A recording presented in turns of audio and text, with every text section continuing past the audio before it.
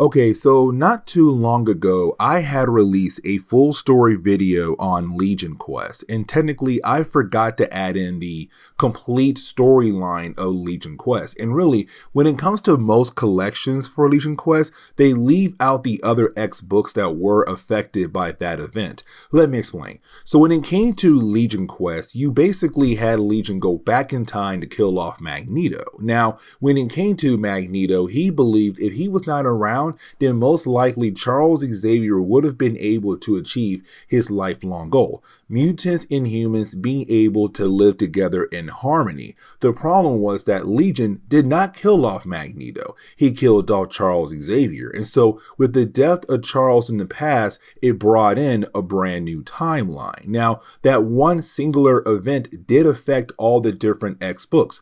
X-Force, X-Factor, Excalibur, Wolverine, Generation X, and the list goes on. All those books were being affected by Legion Quest because the old timeline was now going away and a brand new timeline was coming into the picture. Age of Apocalypse. Now, like I said, in most collections, you can't find the other X books that were affected by Legion Quest. You only get the main storyline and the cable ending, and that's really it. So here is the complete story of Legion Quest, all in one singular video.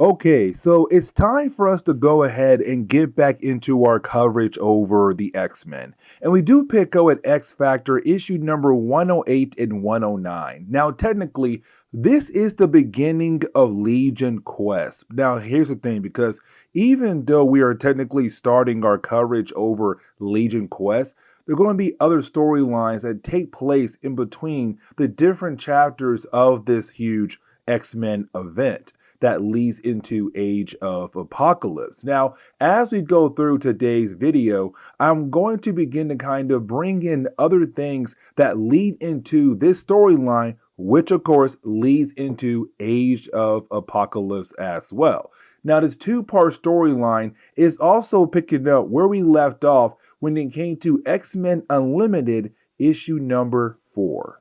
Because in that storyline right there, you had Nightcrawler being able to find out that his mother was Mystique. Now, that was a big moment for Marvel fans, but also for Nightcrawler as well, because that means that Rogue is his adoptive sister, but he also found out that he has a brother, and that would be Graydon Creed. Now, here's the thing, because in that storyline, you had Graydon Creed trying his best to kill off Nightcrawler, Rogue, and also Mystique, his entire family. And the reason why? Because they were mutants. Now, at the end of that storyline, you have Mystique give up her life by going ahead and jumping off a waterfall to basically allow Rogue to focus on saving Nightcrawler's life to allow her children to live on. And so after that moment right there, to the world, Mystique was dead. But here's the thing. Because as we get into the opening pages for today's storyline, we do pick up with Forge, Nightcrawler, and also Rogue. Now, this is Forge kind of forcing Rogue and Nightcrawler to replay that moment in their head, to kind of see, to make sure that did Mystique actually die when she fell down that waterfall? And the thing is, they never found a body. And Mystique is a dangerous woman. And so you want to make sure that she is dead, because if she is not, then most likely she will cause problems for you down the road in later events. And so it's Forge saying, like, Rogue, you saw her go down the waterfall, but are you sure that she is dead? Now, for Nightcrawler, he does ask a good question here, because to him it's more of like, hey, Forge, if we knew that she was alive, wouldn't you think that we'll go out of our way to try to find our mother? Now, for Forge, he kind of does shift his focus over to Rogue, because for Rogue, she was the only child that Mystique actually took care of. Nightcrawler, Kraden, did not get the chance to live with their mother as much as Rogue did. And so you have Rogue saying, like, what do you mean by that? And it's Force saying, well, maybe, just maybe, you are trying to protect her, or there is a possibility that you want to see her dead, because if she is dead, that means you are then able to move on. It's him kind of hoping that maybe, just maybe, when it comes to Rogue, she might release a piece of information that could possibly help him to figure out if Mystique is dead or alive. But of course, he does tick off Rogue and Nightcrawler, and they leave at his office very angry. But as they leave, you have Val Cooper walk into the room. Now, when she does, is her kind of wondering the same thing as well, like, is there a possibility that Mystique is alive? Because that would be pretty wild. But while you have the two characters talking to one another, Nick Fury walks in. He's all like, hey, listen, I got proof that she is alive because there was this embassy. At that embassy, there was a woman, and she had appeared twice on the same camera system and two different locations at the same exact time. Now, for Val, it's kind of like, okay, cool. There are other people out there who have the ability to shapeshift, but you have Nick say, yeah, but the one right now on camera on the computer, yeah, she had just approved a flight for Avalanche. And so just like that, they now know that has to be Mystique. We got to find her now and bring her in because she is a wanted criminal. And so we then jump over to Havoc and also Strong Guy. Now, they are the only two members to go after Avalanche, except when they do confront Avalanche, it's just him. There's no Mystique at all. Now, you would think like, okay, cool. With Havoc here and also Strong Guy here, they should be easily able to take down Avalanche. No, you actually have our heroes lose in a matter of seconds. And when they look up to see where Avalanche went to, he had already disappeared and left the scene. But now we know for sure that yes, Mystique is alive, and yes, she did allow him to fly into this country. Now, for our heroes, they're kind of wondering, like, where is Mystique going to next? Like, who could be her next target? Because she's doing all of this to go after somebody. And they realize that she's going after Gabrielle Haller. Now, Gabrielle Haller is very important. Here's the reason why. Because she is the ex-lover to Charles Xavier. But also, they have a son together, and that would be David, better known as Legion. Now, when it comes to Legion, back in Uncanny X-Men number 255, that man had killed off Mystique's lover, and that would be Destiny. Now, when it comes to Legion, let's not forget that he has different personalities in his mind, but each one, they have their own powers. But here comes the big catch. None of those personalities had killed off Destiny. It was the Shadow King who was controlling Legion to kill off Destiny. But for Mystique, she does not know that. And so for her, it's kind of like, no, Legion killed off the woman I love, and now I need to kill him. So right now, he is her next target. Now, when it comes to Legion, though, recently he had fallen into a coma. So he's staying at a hospital. But for our heroes, when they do arrive at the hospital, they do confront Gabrielle, and they try their best to explain like why they are there for, like, hey, we are here to protect your son because we believe his life could be in danger. Now, for Gabrielle, it does not make sense at all because her son has been in a coma for a good while. Like, he is no longer a threat to anybody at the moment, but at the same time, it does not make sense why anybody would come after him. Now, before you have our heroes try to explain things to her, you have Wolfbane being able to pick up on the scent of Mystique, which means she is somewhere in the hospital. Now, when you do have our heroes break up, we see her. She's there, and she also sees X Factor as well, which means to her, her game plan has to change if she wants to be able to kill off David.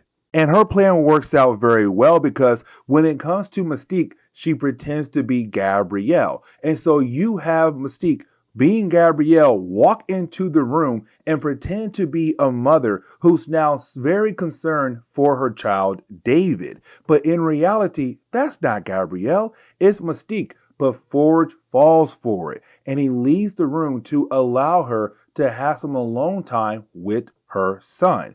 And so as soon as he walks out the room, just like that, is Mystique saying, cool, this is the perfect time for me to go ahead and kill off the man who is responsible for the death of the woman I loved so much. Except her plan falls apart very quickly because you didn't have Gabrielle walk into the room. And when she does, she's kind of like, whoa, Mystique, what are you doing to my son? Now, you have X Factor also run into the room as well, kind of like, yo, Mystique, let's not go through this plan of yours right now because you're killing off somebody who's basically in a coma. But again, this man is responsible for the death of Destiny, a woman that she loved so much. And with all that being said, before she's able to do anything at all to Legion, her hand swings backwards. And we're kind of like, why in the world would that happen? And the reason why?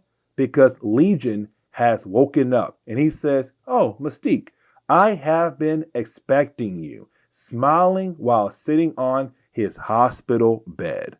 And so as we dive into X Factor issue number 109, we now pick up where 108 left off at. With Legion now being awake, it's kind of like, yo, what can possibly happen here? Because this man holds on to many different personalities where each one has their own powers. But at the same time, it's like he knew that Mystique was coming for him sooner or later. Now, for Mystique, she still thinks she has a chance to kill off Legion, but you have Legion be able to just send her flying away. Now, for Mystique, she now knows that she has to dip the heck out of there because there's no way that she'll be able to go toe-to-toe with Legion, but also with X Factor as well. So her next goal is to get the heck out of the hospital. Now, while trying to do that, you have Forge give Wolfbane a device. Now, this device will allow Forge and the others to track Wolfbane as she tries to track down Mystique. Now, before you have Legion go back to sleep, this kind of leads into the whole idea of a possibility of him doing something big because he says, Mom, don't worry, I am going to fix everything. And kind of leaving you wondering, like, what do you mean by that statement? But then he does pass out. But right after that, he does fall asleep. But while falling asleep, he's then confronted by Destiny in his dream. Now, this is Destiny telling Legion to tell Mystique what she told him a long time ago. The whole idea that, listen, her death was not on purpose. It wasn't like Destiny said, hey, Legion, I hate you because you killed me or one of your personalities killed me. No, he killed her because he was being controlled by the Shadow King. And so it's Destiny saying, you need to tell Mystique what exactly went down, that technically you're innocent. But on top of that, my death was going to come no matter what because that's how life works. That's how fate works. And so it's her saying you need to tell Mystique the actual truth. Now, for Mystique, it's her right now still wanting to make a plan to hopefully get to Legion. And so she meets up with Avalanche. Now, for Avalanche, he's kind of upset with her because before he had joined the Brotherhood of Evil Mutants, this was a man who was able to kind of move around the world so freely without any kind of trouble. But the problem is now it's like he can't. Like, eyes are always on him. But for Mystique, she still believes that him and her should be able to pull off this mission. The problem is you have X Factor arrive because for X Factor, they have been keeping tabs on Avalanche, just waiting for him to make a reappearance. And once he did, bam, just like that, they were called up by authorities in that area. And so now it's X Factor coming after Avalanche and also Mystique. And it does lead into a battle where you do have Mystique being able to get away, but it's her right now just trying her best to figure out how can she kill off Legion, just adapting to her situation. Now, for Legion, he does wake back up, and you have Gabrielle in the room with him. Now, at first, she believes that Legion is talking to his father, Charles Xavier, but he is not. And so, once she does walk out the room and come back into the room, Legion is gone. And the question is now, where in the world did he go to? But let's not forget that for Wolfbane, she had a device given to her by Forge, and that device will lead into the next section. But for right now, it's her just trying her best to track down Mystique. Now, once she's able to find Mystique, is Mystique saying like, did you really think that I would not realize that you are following me? Now, it's also Mystique trying to express what it's like to lose somebody, like Wolfbane has not. Now, technically, Wolfbane did because she lost Cypher back at the end of Fall of the Mutants. But for Mystique, it's more of, I have lived a long, long life. I have lost a lot of things, but losing Destiny hurts the most. Now, for Mystique, her goal is to go ahead and kill off Wolfbane, but at the very last second, you have Forge appear. Now, let's not forget that between Mystique and Forge, there is a lot going on. And let me explain, because when it came to Uncanny X-Men issue number 255, that was when you had Destiny die. But here's the thing. Forge was supposed to watch over her, but there was a lot going on. And so, unfortunately, Forge had no choice but to go ahead and abandon her to help out other people. And Destiny said, go help out other people now. Now, for Destiny, she knew that her death was coming. She also knew what her death could possibly do to other people down the road. But either way, when it came to Forge, he left.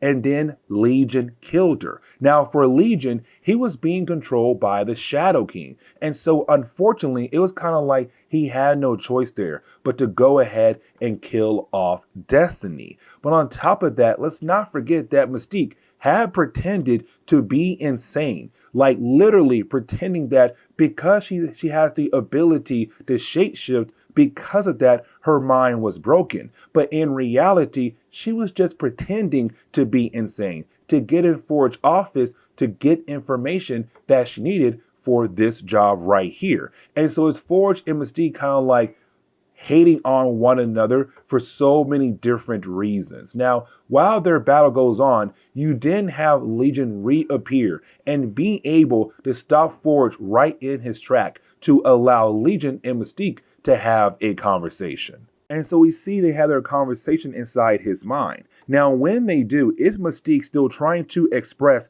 how angry she is with Legion? But is Legion saying, hey, listen, before she died, she told me this right here, to beware of times not shared, hearts not loved, and destinies not written. She made me promise to tell you that. And that's really it. It's literally a short conversation. Now, kind of left to wonder what that could possibly mean. But to go ahead and close on today's video, we come back to reality. Mystique is knocked the heck out. Now for X Factor, they are there as well, and they're trying their best to get inside his psychic shield that he had placed around him and Mystique. But for Legion, he says, you need to be somewhere else. And so out of nowhere, he then teleports our heroes to a different location. Then he flies off because he says, don't worry, I am going to fix everything, going to make everything better. And so Legion Quest does continue on in X-Men issue number 39. Now the question is though, what happened to X Factor? Where in the world did they get teleported to?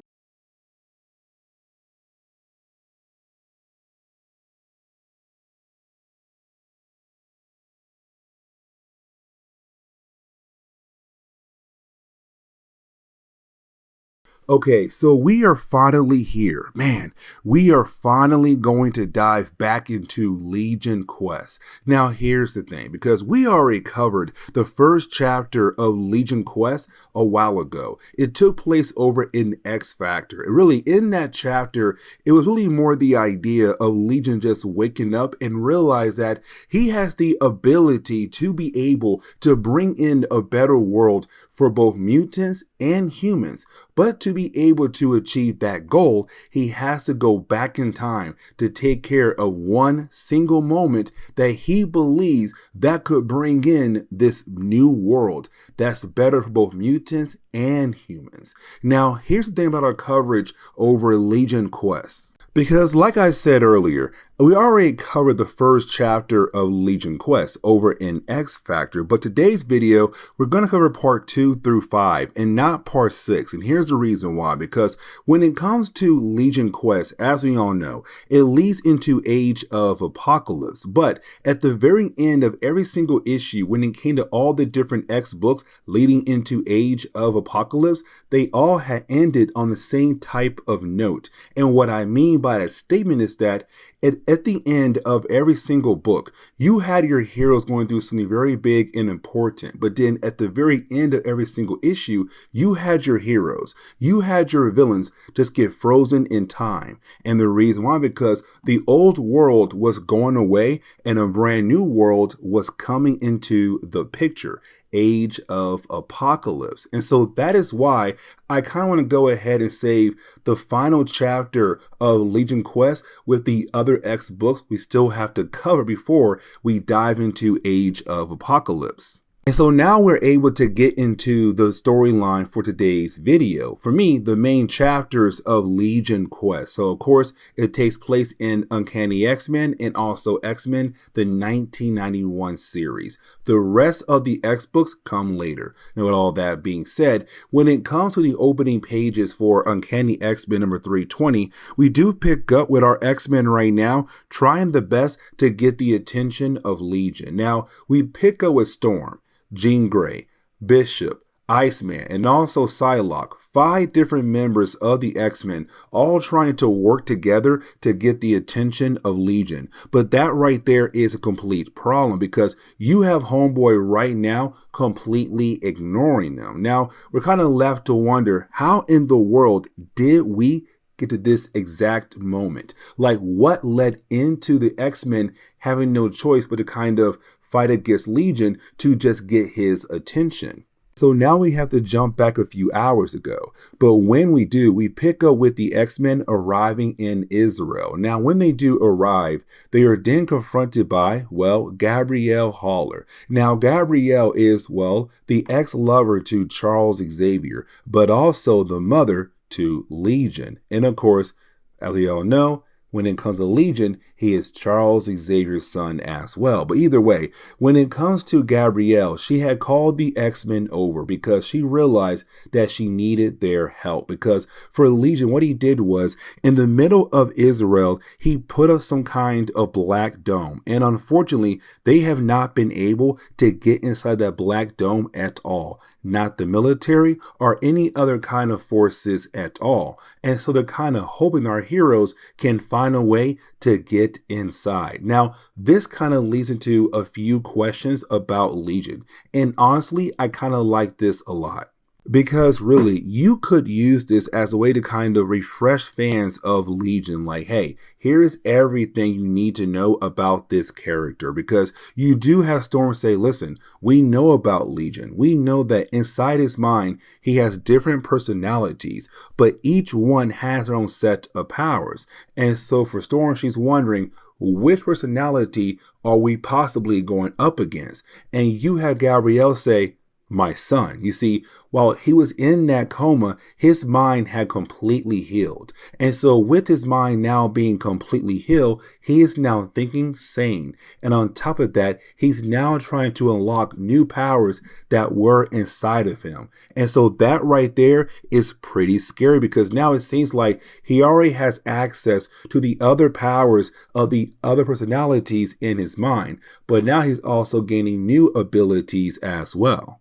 And so that kind of leads us back over to the present day. Now, here's the thing, because as we get back over to the present day, we still pick up with our heroes trying their best to stop Legion, to get his attention. Now, we kind of find out that Homeboy has been listening the entire time. But at the same time, he has been completely ignoring our heroes, because what he's trying to do right now is gain enough energy that would allow him to go back in time to hopefully bring in a better future. Now for Storm, unfortunately for her, she has to go ahead and relive one of the worst moments of her life. And the reason why, because it's him saying, let me show you what I am trying to do.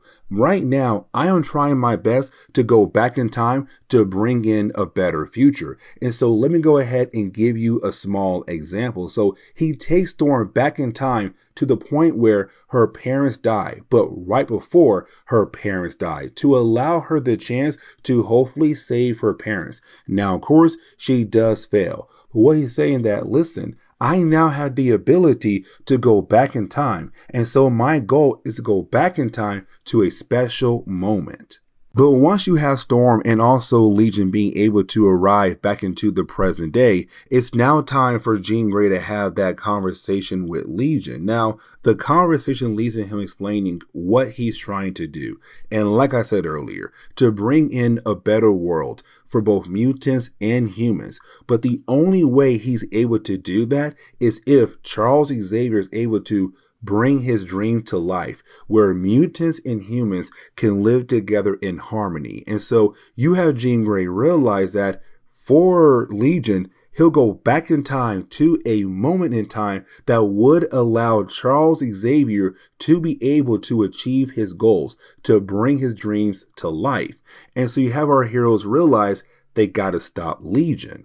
And so this kind of leads into the ending of the first chapter, because you do have Psylocke being able to connect her mind to his mind. Except when it comes to Psylocke, she also connected Storm, Bishop, and Iceman minds as well to Legion. So when he does travel back in time, they also follow him as well back in time. Now, Jean Grey, unfortunately, she stays behind. But honestly, there is a good reason why, because we got to use Jean Grey to warn the rest of the X-Men what happened here in Israel, while the other four are now going back in time with Legion.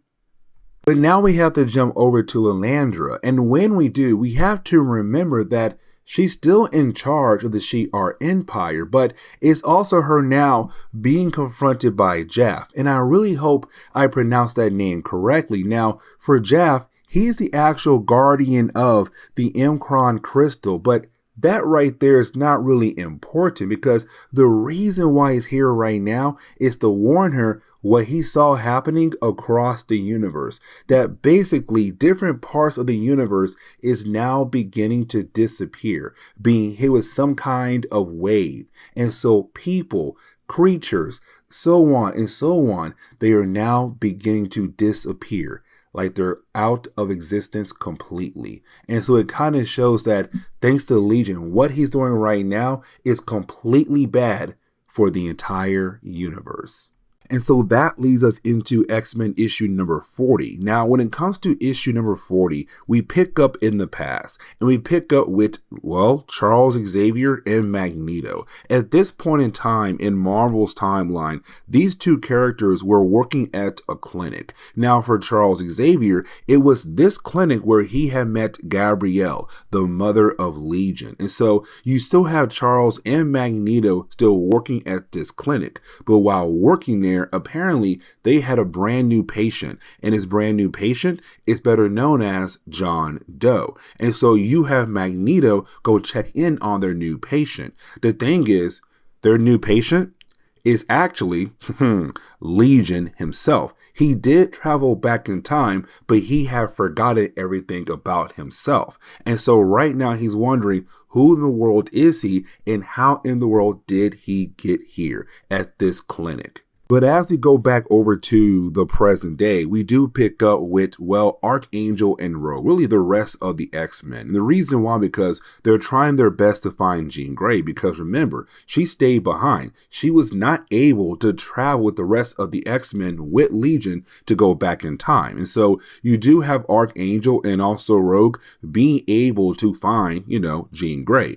And when they bring Jean Grey back over to the new camp, you have the rest of the X-Men figure out what is going on. Like, hey, listen, it's your son Legion, and basically he went back in time, but he also took some members of the X-Men as well: Psylocke, Bishop, Iceman, and Storm. And so you have the X-Men wondering, what in the world could Legion be possibly up to?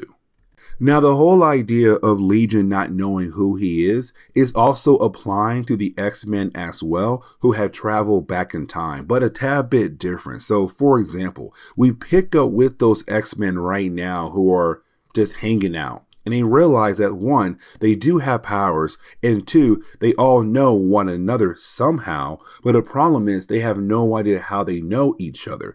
And now they do know their own names, but again, they don't know how in the world they got their name. They don't know their past at all. All they know is that one, they got powers. Two, they know one another. And three, they came here for a special reason. But the problem is right now, they have no idea what that reason is. And so you have our four heroes trying their best to just live a life in the past until they're able to figure out who they are, where they came from, and what is their actual mission. Now, like I said earlier, when it comes to the other X books out at this time for Marvel Comics, they're also wrapping up and leading into Age of Apocalypse. And so we get a small glimpse of what was happening in one of those books. And of course, it would be Wolverine, because at this point in time in Marvel Comics, for Charles Xavier, he truly believed that he could save the life of Sabretooth, turn him into a better person. And so for Sabretooth, he was kind of like a prisoner at the school of Charles Xavier until Charles was able to fix the mind of Sabretooth.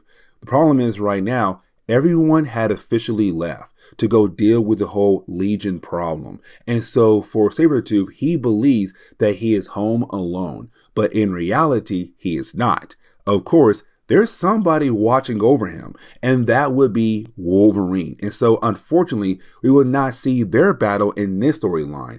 That'll be in a different video over in Wolverine Solo series. But this leads us over to Magneto in the past. And you have Magneto just still being that good person, working at the clinic and checking in on John Doe. And of course, that would be Legion once again. Except this is the point where you have Legion begin to slowly remember who he is, but also his powers begin to activate in this point in time as well. Because when you have Magneto walk into the room, you have Legion realize that he feels a lot of anger and madness from Magneto. And so you then have Legion being able to access the mind of Magneto. And when he does that, he begins to project all these different images of Magneto's past, all the worst moments in his past, everything Magneto went to. And so, of course, he gets very upset. He's all like, who are you? What are you? And why in the world would you do that to me? And you have Magneto just run away. But you have John Doe, Legion, call out for help because he still does not technically know who he is. But at the same time, though, this is the starting point of him beginning to remember who he is. But that kind of leads into Magneto freaking out. And so with him freaking out, he just runs away. And his main goal is to find Charles Xavier and also Gabrielle to inform Charles that there's somebody else out there who is a mutant right now and currently at their clinic. But with that being said, while you have Magneto trying his best to find Charles, you have Charles walk by Psylocke just on accident. Except when they walk by one another, you have Charles realize that there is another mutant out there who's just like him, being a psychic. But you also Psylocke realize that there's something special about that man that she had just passed by. But either way, you do have Magneto find Charles and Gabrielle, but to tell Charles like, hey, listen, I think John Doe is just like us, a mutant. And so you have Charles and Magneto rush over to the clinic. And when they do, they find Legion. The problem is right now, his powers are still going crazy where he's now projecting different things from his time. And so you have Charles and Magneto wondering what in the world is going on with this character. But now we have to jump over to the present day and we pick up with Charles Xavier. And this is Charles calling in the big guns. And the big guns are really more Cable and Domino, really more Cable. And the reason why, because with Cable, he came from the future. And so is Charles Xavier kind of hoping in the possibility that Cable can go back in time to help the X-Men to stop Legion. But the problem is right now, all the gear that Cable needs is at the bottom of the ocean. And so unfortunately, he does not have the ability to go back in time. Now, with all that being said, you then had this funny moment happen where, you see, we forget that Cable is technically wanted in a lot of countries. And of course, that would be Israel as well. Domino too. And so for Israel, they're like, hey, that guy right there is wanted in our country. Let's go ahead and try to arrest him. Now, here's the thing. It's not really Cable they're after. They're really after Strife, his clone. But either way, you didn't have our heroes then be confronted by another projection, but this time it's from the Shi'ar Empire. And this is a message from Lilandra. And really it's her saying like, hey, Charles, my love, gotta tell you some bad news. The universe is ending because what your son is doing in the past. Now for Charles Xavier, he's very confused. He's all like, one, how do you know that it's my son is kind of causing the end of the universe? But also, what is he doing in the past that could actually lead to the end of the universe? Now, she does not tell Charles what Legion does in the past that changes everything, but it's her saying like, no, your son is the reason why the universe is ending. And of course, bringing in a brand new one. And the reason why she knows all of this is because she is with a bunch of different watchers from our reality and others as well, who have, of course, been watching over all realities. And apparently they realize that this one is about to change thanks to Charles Xavier's son, Legion. But now we have to jump into the next chapter, which takes place in Uncanny X-Men issue number 321. Now, with this chapter, we pick up with Charles Xavier and Magneto. Now, it's the two characters currently hanging out at a bar. But while doing that, you have the two characters begin to talk about the whole idea of Charles Xavier's dream, hoping that mutants and humans can live together. But for Magneto, it kind of shows here that he already has some doubts when it came to the human race, which honestly, he has the right to have those kind of doubts because of what happened in his past. Like, for example, losing his first child. Now, with all that being said, while you have the two characters talk to one another, you then have both our heroes realize that there is a man who's a veteran being picked on by other people at the bar. So the next few pages are really more just Charles Xavier and Magneto going out of their way to help protect that guy.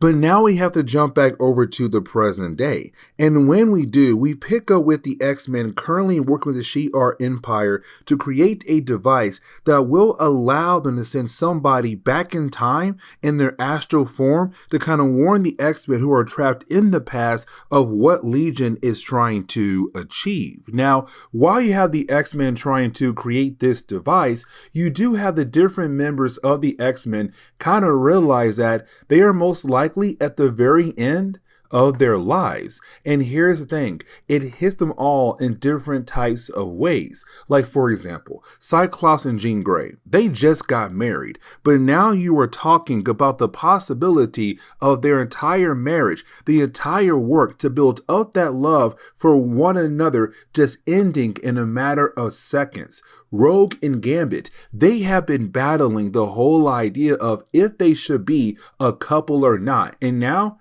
there's no point of even trying to figure out if they should or not. Archangel, he just found love with Psylocke, and now that is also going to end. This man has been lonely for a very long time, and he finally found somebody in his corner. For what? Nothing. But getting back over to the X-Men in the past, it's now really them being very upset about the idea that they still have no idea who they are. It has now been 3 weeks. Like, yes, they know their names. Yes, they do know they have powers. Yes, they do know that Storm is their leader. But that's really it. And that right there is really a problem for them because they have no idea why she is their leader or what is their mission and how in the world they got powers. And like I said, it has now been 3 weeks. And so unfortunately, they're now becoming a tad bit impatient. They want to know everything about themselves, but also each other as well. And they were kind of hoping that Psylocke would be able to use her powers to fix their minds. But unfortunately, she has not been able to achieve that goal. Now, for a brief moment, we do jump over to Magneto and also Charles Xavier. Really, it's more of Magneto wanting to be there by Charles Xavier's side to kind of help him be able to achieve the goal that he wants to achieve. Mutants and humans being able to live together in harmony. That's his main goal right there. But why you have the two characters talking to one another? But now we have to get into a very strange moment in this comic. And guys, I really hate this so much, but we have to talk about it because, okay, you have Legion being able to remember who he is. And the thing is, he begins to pretend to be his own father, Charles Xavier. But then he goes out of his way to confront Gabrielle, who believes that she is talking to Charles Xavier. But in reality, she is not. And so you have Legion go out of his way to assault his mother. Yeah, you heard that right. I honestly have no idea why in the world we have this here in the comic, but you have Charles Xavier being able to feel that something is wrong with Gabrielle, and he realized that they need to hurry back to her. But while trying to do that, while you have Charles doing that, you then have the X-Men who are trapped in the past being confronted by Cable. And you have Cable being able to restore the minds of each member of the X-Men who are stuck in the past. And so with that happening, they now remember who they are, what is their mission, and what they have to do. And of course, it's to stop Legion. And speaking of Legion, we do see him currently right now getting ready to attack Magneto because we see that Charles and Magneto had arrived back to where Gabby was at. But unfortunately, when they do arrive, well, they get attacked by Legion. Really, more Magneto gets attacked by Legion. And so as we get into the final chapter, it's really more just us seeing Magneto fighting against Legion. But for Legion, this is an easy battle. And the reason why I'm saying that because Magneto is inexperienced when it comes to knowing how to use his powers in battle. And so for Legion, he currently has the edge over Magneto. But why you have the two characters fighting against one another, it's right now Charles trying to figure out what exactly is going on here. Now, you do have Psylocke being able to call out to Charles Xavier. And for Charles, he kind of feels like he knows them, but in reality, he doesn't. Really, when it comes to Storm, he does know her because there was a storyline where we have learned that Storm, when she was a child, she tried to steal from Charles Xavier, but she had failed all the way back then. But either way, once he does see Storm as a grown woman, he's kind of like, wait a second, how in the world are you here right now as a grown woman? But also, what exactly is happening here? But as we get back over to the present day, it's really more of Lilandra telling Charles Xavier that your X-Men failed. And as we all know, the X-Men have not failed yet, what it seems like. But here's the problem though, because different galaxies across the universe are just blinking away, which tells her to tell Charles that we have no confirmation yet that the X-Men have failed in the past, but the way the universe is dying, it does seem like yes, the X-Men had officially failed. And so we have not seen them failed yet, but they're going to fail. And so for Charles, he's like, this is the end. And once he realized that, the rest of the X-Men around him, they also realized that as well. Now, like I said at the very beginning of this video, this book right here, this storyline, it leads into the other X books as they all end at the same time, leading into Age of Apocalypse. This is a pretty huge moment for all the X books coming out in this time. But now we have to pick up with Apocalypse. Now, in one of our videos when it came to Cable, we have learned of the possibility of Apocalypse coming back to life. But again, we didn't have full confirmation yet. But here we are now getting that confirmation. And for Apocalypse, he realized what's happening in the past. But apparently when it came to Mr. Sinister, he knew that something like this would happen at some point in time. But either way, for Apocalypse, Apocalypse, his main goal is to kind of use this moment to help him finally win, to achieve what he's been trying to achieve for this world. And so now we have to jump back to the past. And when we do, it's really more of the X-Men trying their best to help out Magneto fight against Legion. Now, when it comes to Legion, he does tell Magneto, like, yes, at this point in time, you are best friends with my father, Charles Xavier, but I seen your future. I seen the man you become down the road, and I know that it's your fault, the reason why my father was not able to achieve his goals. And with my father not being able to achieve his goals, mutants and humans have not really been able to kind of live together in harmony. But if I'm able to get rid of you, then most likely my father should be able to achieve his goal and bring in a better world for mutants and humans. And it's kind of like, hey, that's a huge big if there to take, Legion, but he is ready to take that big if and go ahead and kill off Magneto.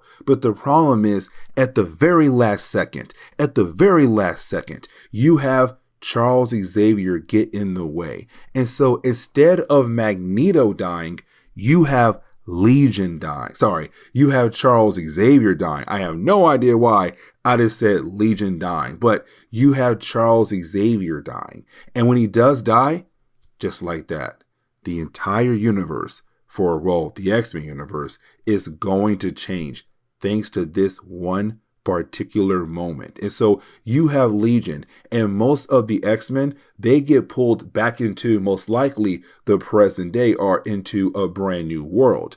But Bishop, he doesn't. And let's not forget that this man comes from a different timeline. And so the question is right now, can Bishop be the one to bring back the original Marvel Universe? So as we jump back to the present day, but to close on today's video, it's really more of us seeing all the different members of the X-Men in the present day, kind of realizing that, yeah, this is the end. And matter of fact, they all turn into crystals. And so, bam, there goes the end of the main Marvel Universe to bring in the Age of Apocalypse. But we're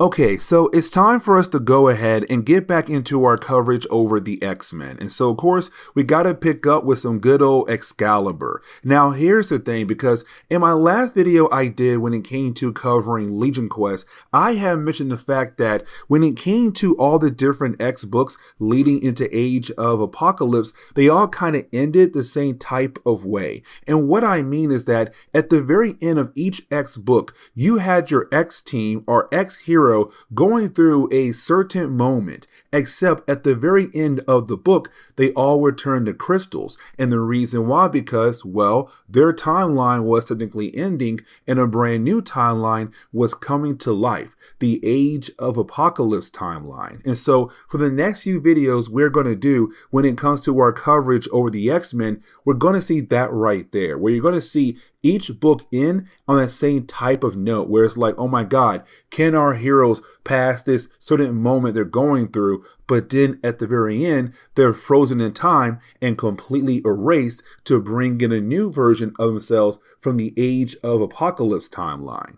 Now, something else I do want to mention when it comes to Excalibur issue number 86 is that it's bringing back the whole idea of Genosha. Now, Genosha plays a very important role when it comes to X-Men comics. And let me explain why. Because in the early days of X-Men comics, when it came to Genosha, we were kind of told that it was this perfect country. They had no issues at all inside their country. But in reality, they had a lot of problems. You see, inside the country, what they did was they took mutants and turned them into slaves as a way to help build up their country. Now, thanks to the X-Men getting involved, you then had the old government go away and a new one came in to allow mutants and humans to be equal to one another. The problem was that right after that, they were then hit by the legacy virus.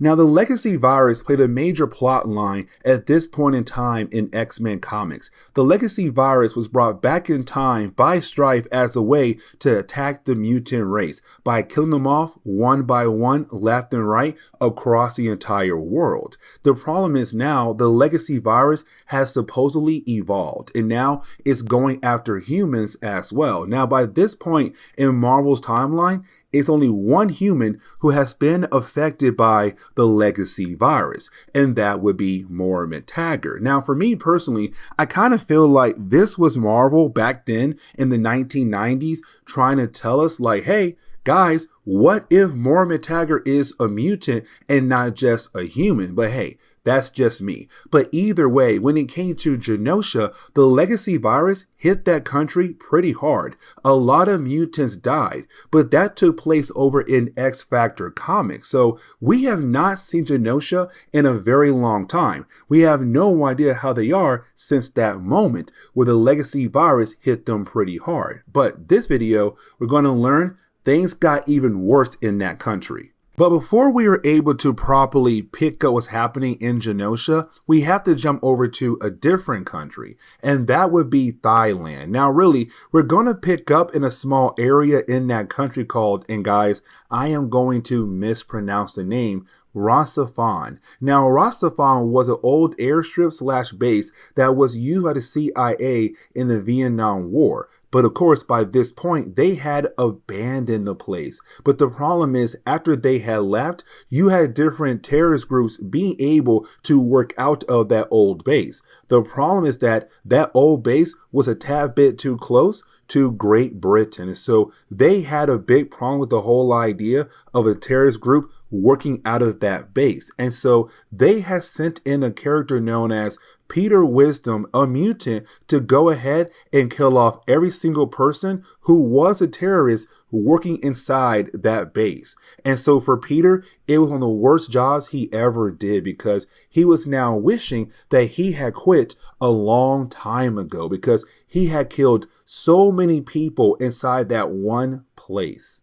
But now we have to jump over to Brian Braddock, and technically not at first, because at first we do pick up with this moment in time where we see all these different people who may be from Genosha being scared of what's happening around them. They're basically saying that this is the apocalypse. But we also see a guy who looks like Peter Wisdom getting shot by a bunch of bullets. Now, with all that being said, we then jump over to Brian Braddock. And this is where we're reminded that for Brian Braddock, he was lost in time for a good period in time in Excalibur comics. But while being lost in time, the dude saw a lot of different things about the main Marvel Universe timeline. And so every once in a while, he has a small episode where he sees different flashes of different things to come down the road when it comes to the main Marvel Universe timeline. But the thing is, while he had one of those episodes,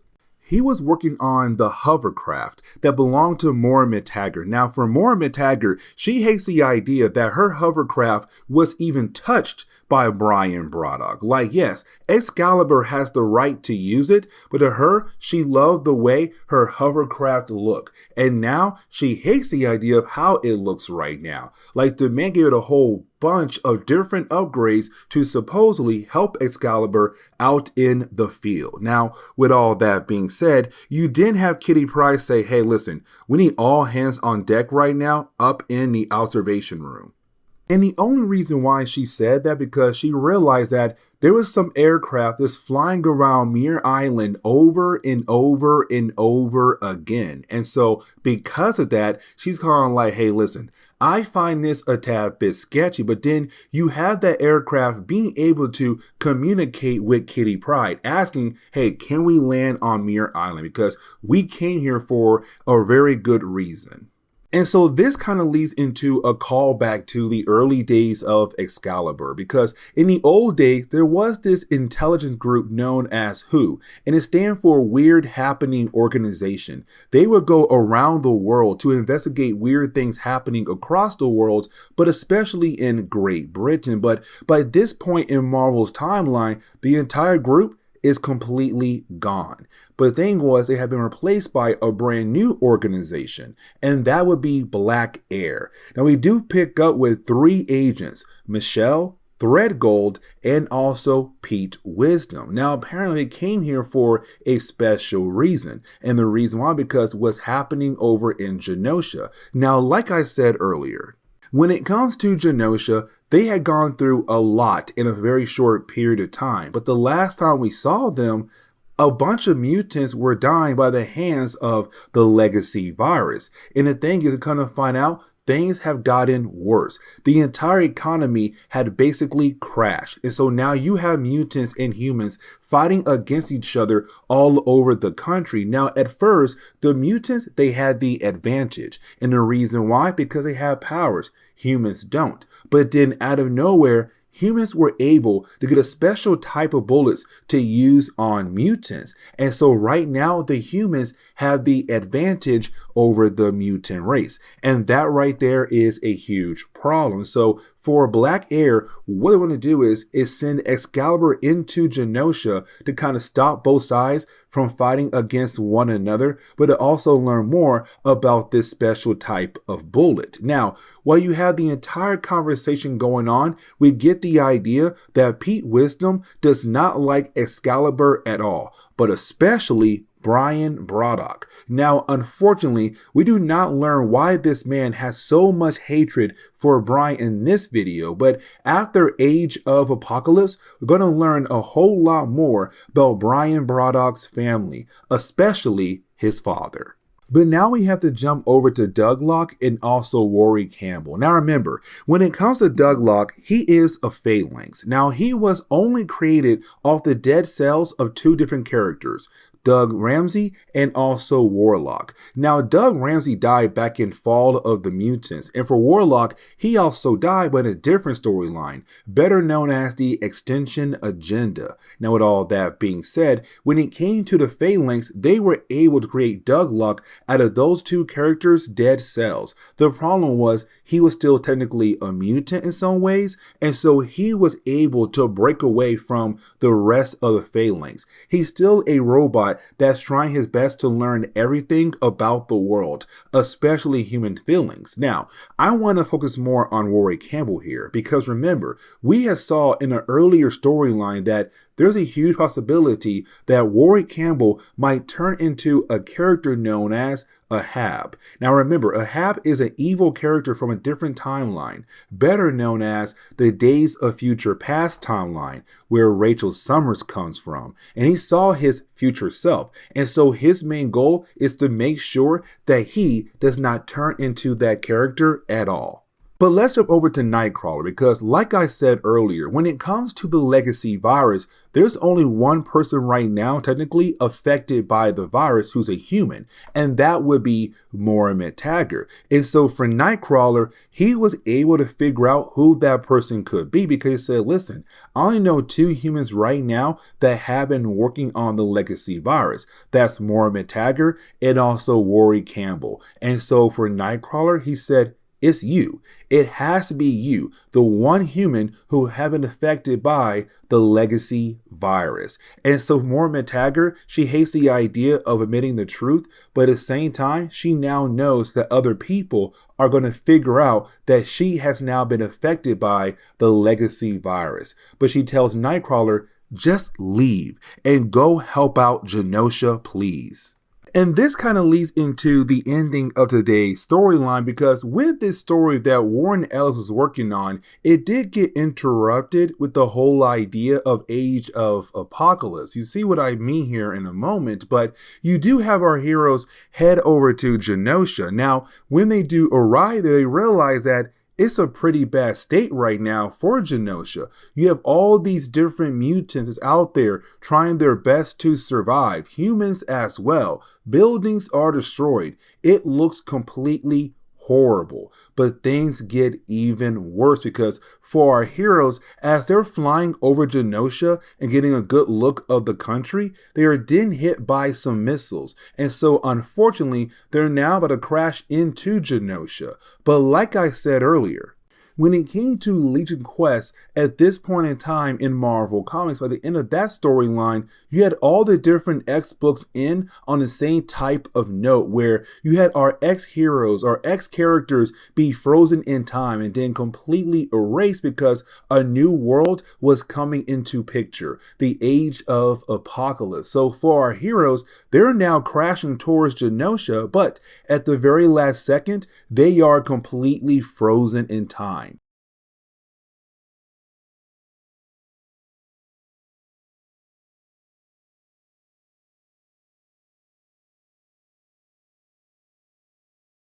Okay, so getting back into our coverage over the X-Men, we do pick up with X-Force issue number 43. Now, here's the thing about this issue alone. It is technically part of Legion Quest, and let me explain. You see, when it came to Legion Quest, it was a whole idea of Legion being able to go back in time to kill off Magneto, because he believed if Magneto was not around, then Charles Xavier should have the ability to achieve his lifelong goal: mutants and humans being able to live together in harmony. But there was a problem with that plan, because you had Legion kill off Charles Xavier on accident. And so with the death of Charles Xavier, it had brought in a brand new world. And of course, that world is called Age of Apocalypse. But the problem was that one singular event had to affect all the different X books that were coming out in that time period.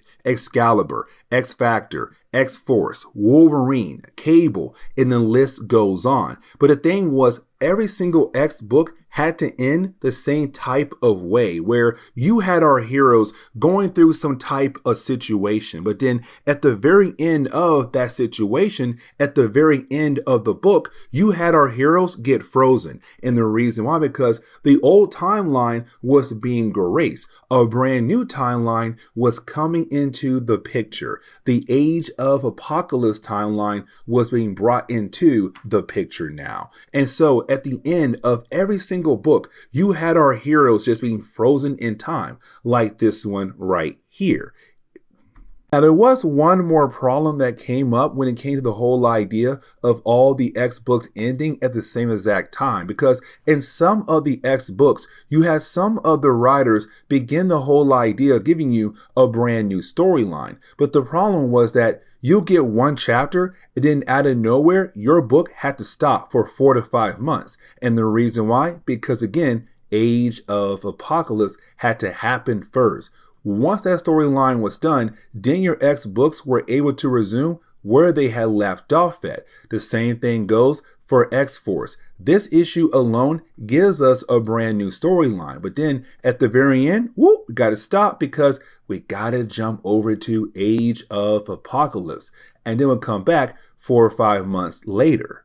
And so now we are able to get into the opening pages for today's storyline. And so with the opening pages, we kind of get a call back to a previous story that we had covered. In that story, you had X-Force fighting against another group of characters known as the Mutant Liberation Front. Now, that group right there, they are a terrorist group, but they had kidnapped Peter Gyrich in that previous storyline. Now, you did have X-Force being able to save his life, but the problem was that when it came to Sunspot, we kind of find out that his powers did not work properly around another character known as Locust. And so with those two characters being nearby one another, there was some kind of interference. And then out of nowhere, they had just disappeared, teleported away with a few members of the MLF group. And so we're kind of left to believe that Sunspot is officially gone somewhere else across the world. But the thing is, this storyline tells us that right there is not the case at all. That yes, he did teleport away somewhere else in the world, but also possibly to a different point in time. But when it comes to Cannonball and also Siren, what they're trying to do is to use their version of Cerebro to hopefully find Sunspot. And the thing is, they do find him, but he does appear to be at Antarctica.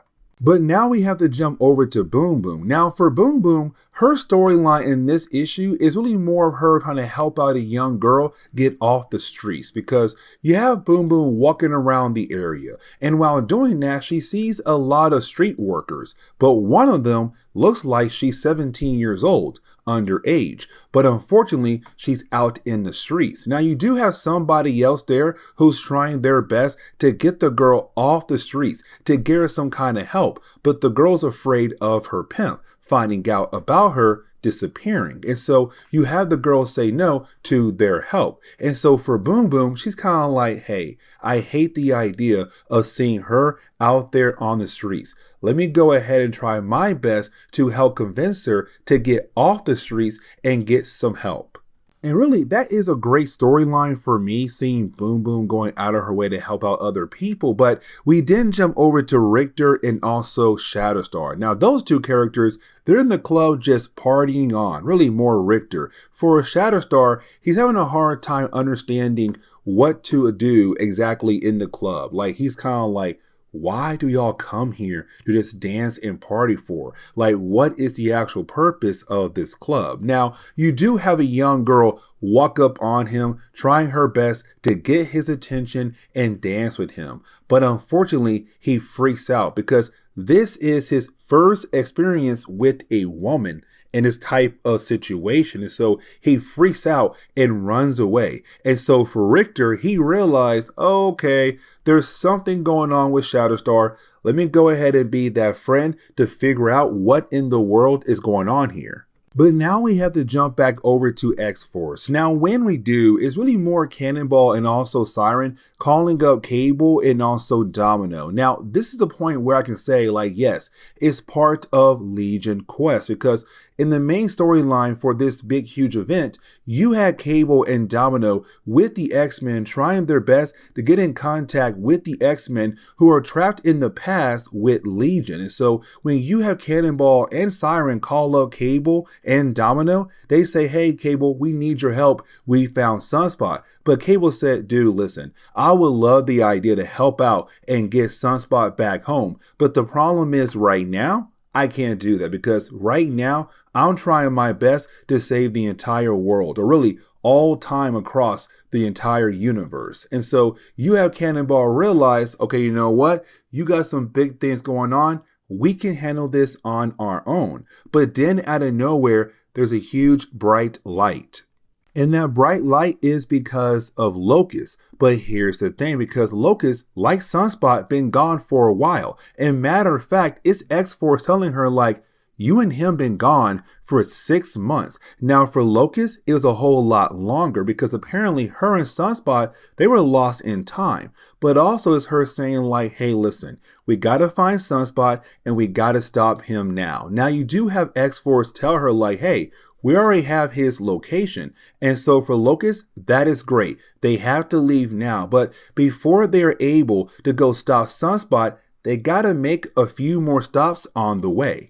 But now we are able to jump over to Boom Boom. Now for Boom Boom, she's still out there trying her best to help out that young girl who unfortunately is working the streets. And so you have Boom Boom trying her best to convince the young girl to go out there and get some help. But the thing is, while trying to talk to the girl, you didn't have X-Force appear alongside with Locust, saying like, hey, listen, we found Sunspot, we gotta go right now, so let's head out. And for Boom Boom, she realized she has no choice here. She goes ahead and leave with X-Force to go deal with the Sunspot problem.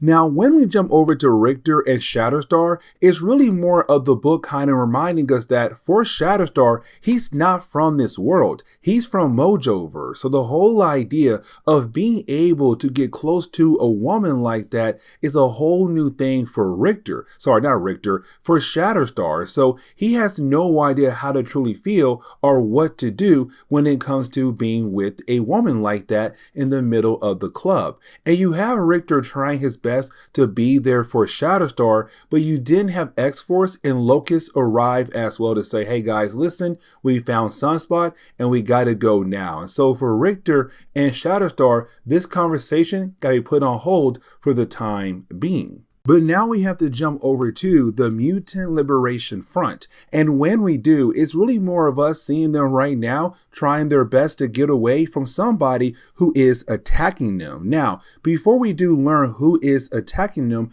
we have to remember that one of the members of this group is Dani Moonstar. Now, Dani Moonstar was part of the New Mutants. The thing was, when that series had ended, she was put on the back burner for a very long time. But then out of nowhere, she had reappeared and had joined this group right here. So for her old friends, they have no idea why in the world she had joined that group. But either way, her and the rest of her group right now are trying their best to get away from their attacker. And we learn who the attacker is. It's actually Rainfire. Now remember, Rainfire was the one who had brought in a new version of the Mutant Liberation Front. So why in the world right now is he trying to attack his old group? Now for Locust, she says, hey guys, you don't understand who that guy truly is. And so we kind of find out that Rainfire is really Robert DaCosta. Now that is a huge problem because earlier we saw both of them together before Sunspot and Locust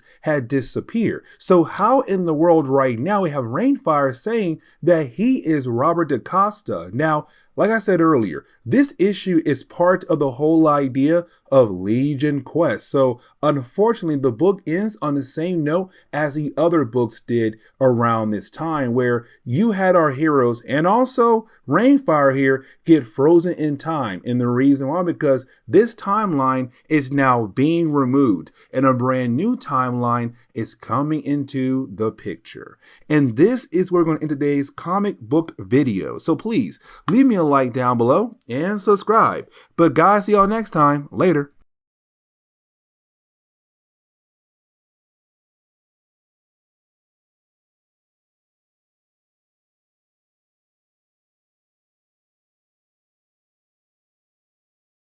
Okay, so getting back into our coverage over the X-Men, we do pick back up with Wolverine once again. But here's the thing, because we're going to cover two issues. Issue number 89 and also 90. Now, technically, both issues are one-shots, but I kind of realized that both issues are technically very short. So it kind of made sense to me to go ahead and take both issues and do one video for the both of them. Now, with that being said, when it comes to issue number 90, it is technically part of Legion Quest. And let me explain.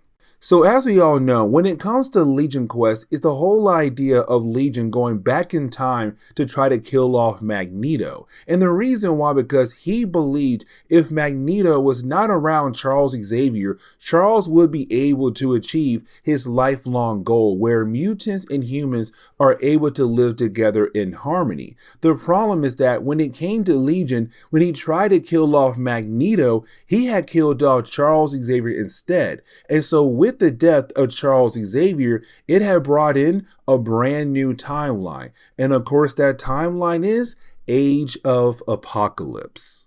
Now, when it came to that one single event, it also affected the other X books as well because, well, they were all connected to one another. Let me explain, because again, with the whole idea of the death of Charles Xavier and the death of the original timeline for the main Marvel Universe and a new timeline coming into existence, that also means the same thing for the rest of the X books as well. And so if you're reading Excalibur or Wolverine or even like Cable or, you know, X-Force, you had your X-heroes going through different types of situations. But at the very end of those situations, you didn't have your heroes be frozen in time. And the reason why, because again, Legion Quest. But the thing was, the old timeline was going away and a new timeline was coming into the picture. And so for Wolverine, it was the same thing as well, where you had Wolverine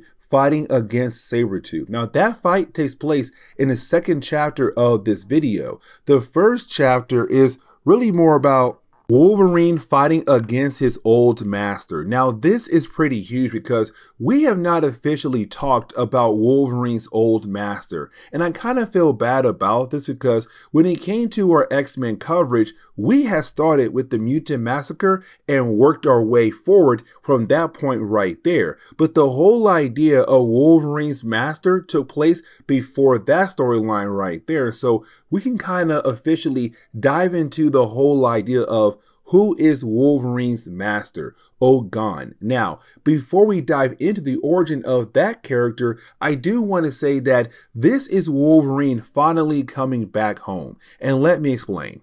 Because back in Fatal Attractions, you had Magneto being able to rip off the adamantium off the bones of Wolverine. Now, with that happening, we had discovered that Wolverine had bone claws. But after that, you didn't have Wolverine just step away from the X-Men. And so for a good while there, he was away from the X-Men. But by this point, it's Wolverine finally coming back home. The problem is that on his way home, he is then confronted by Ghost Rider. Now, this Ghost Rider right here is actually Danny Ketch Ghost Rider because it's the 1990s and he was the Ghost Rider at that time. But either way, for Ghost Rider here, is him telling Logan like, hey, the reason why I came for you is because your old master is back again and he has spilled innocent blood.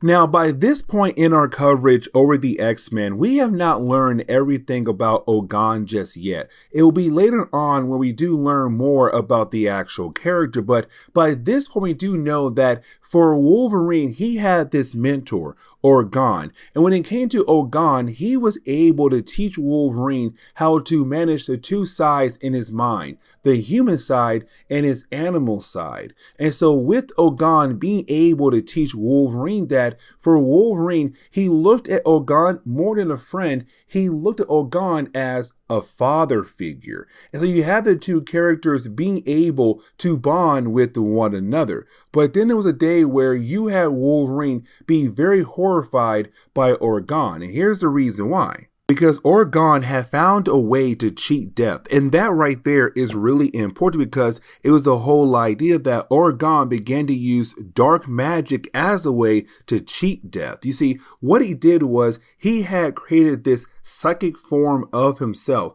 that would allow him to place that form in someone's body. And once he did, over time, that other form would be able to take over that person's body. So just in case his other body had died off, he'll be okay because the other form was out there in someone else's body, slowly replacing them. Now that was the early days when it came to Ogon, but he did try his best to use his technique on Wolverine. But the thing was, Wolverine was able to push Ogon out of his body. And so once he did that, for Logan, for a good while there, he kind of believed that Ogon was dead until a miniseries that came out in the 1980s, all about Wolverine and Kitty Pryde.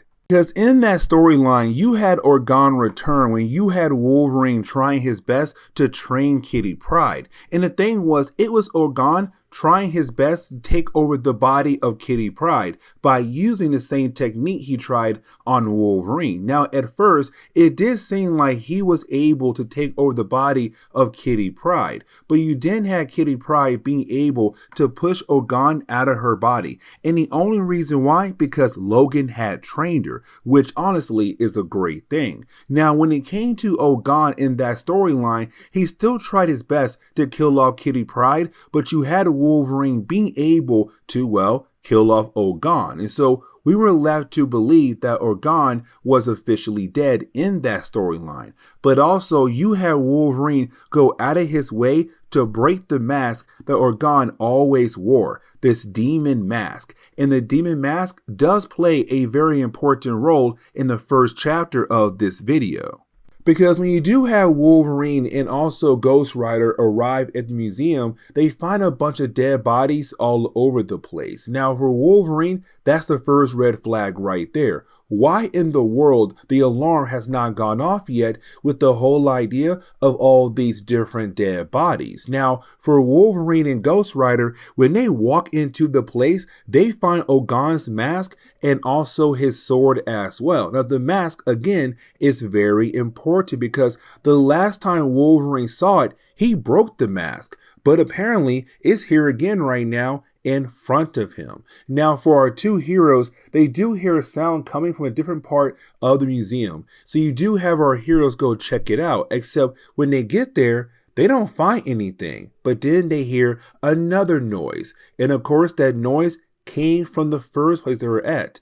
And so when they go back over there, they come to find out that Ogon's mask is now gone. And so is his sword as well. And so this kind of leads into the whole idea of the spirit of Ogon being able to possess the armor suit inside the museum as a way to attack Wolverine. Now, this is Ogon once again trying his best to possess the body of Wolverine for his own. And really, he's kind of hoping that Wolverine will go into this berserker mode, which would then allow Ogon to easily take over the mind and body of Wolverine. But the thing is, for Logan, he begins to have a flashback. And with the flashback, it's more the idea of when you had Ogon teach Wolverine to find that perfect balance between his animal side and his human side. And so once you have Wolverine think back to that moment, you didn't have Wolverine being able to not fall for Ogon's trick to go into his berserker mode. And so you have Wolverine being able to use the sword of Ogon to once again break the mask. And when he does, the spirit of Ogon goes away. And so just like that, we literally wrapped up the whole Ogon story in this video. But now we have to move over to the Sabretooth storyline. Because around this time in Marvel Comics, when it came to Charles Xavier, he kind of believed in the idea that he could cure the mind of Sabretooth, turning him into a good guy. Now, honestly, that was a pretty wild idea for Charles Xavier at that time, but Charles truly believed that he had the ability to, pull this off. And so for Sabretooth, while in his prison cell, you have Gambit walk up to the cell to tell Sabretooth, like, hey, your old friend is coming home very soon, leading into issue number 90, which is Wolverine versus Sabretooth.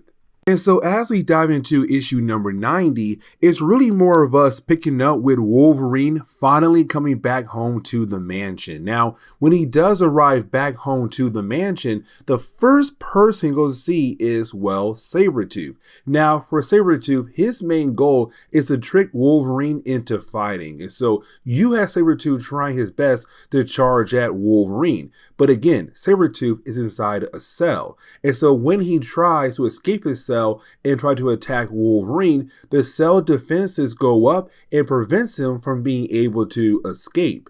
And so for Wolverine, it's kind of like, listen, I know what you're trying to do here. You're trying to push me into that point where I want to fight you and possibly kill you for what you did to Silver Fox a while ago. But the thing is, being with the X-Men, it made me a better person. So no, I'm going to walk away, but I'm still hoping that maybe, just maybe, there's a chance for me to go ahead and fight you and kill you off for what you did to her.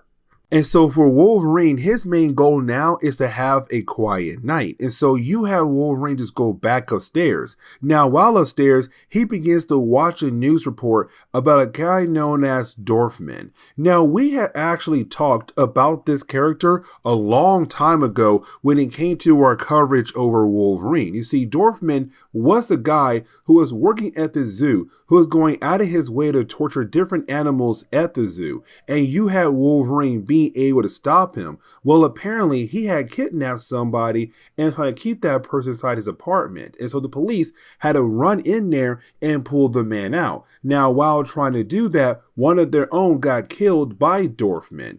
But the thing is, while you have Logan watching the news, you have this therapist say that when it comes to some people, what they try to do is they continue to hurt themselves over and over again to kind of get used to the pain. And so for Wolverine, he kind of realized what Sabretooth was trying to do earlier. Get used to the pain so that he will be able to push himself through the security to hopefully escape and then attack Wolverine. And Wolverine called it perfectly because for Sabretooth, it's him once again trying to escape from his cell. And this time he is used to the pain the security system puts on him when he tries to escape. And so with him now being used to it, you now have him being able to escape very easily. Now when he does, Wolverine was right there waiting for him saying, hey, listen, you have two options. We can fight, or you can go ahead and go back into your cell. Now for Logan, the whole idea of this battle is really more of him saying like, listen, I'm not here to kill you. I'm here to go ahead and put you inside a cell. But for Sabretooth, he wants to go ahead and kill off Wolverine, but at the same time, he wants to bring out that animal side of Wolverine. And so you do have the two characters begin to battle against one another. But as the battle goes on, it does get to that point where you have Wolverine about to kill off Sabretooth. You have Wolverine put his hand underneath the chin of Sabretooth. The first two claws he pops out go to the side of Wolverine's face. But the middle one, it does pop out and it goes to the skull of Sabretooth. So we're kind of left to believe in the possibility that Wolverine had just killed off Sabretooth. But like I said earlier, when it came to all these different X books at this time, they were all being affected by Legion quests. And so for Wolverine and Sabretooth, they were turned into crystal, frozen in time. And the reason why, because the old timeline is going away and a brand new timeline is coming into the picture.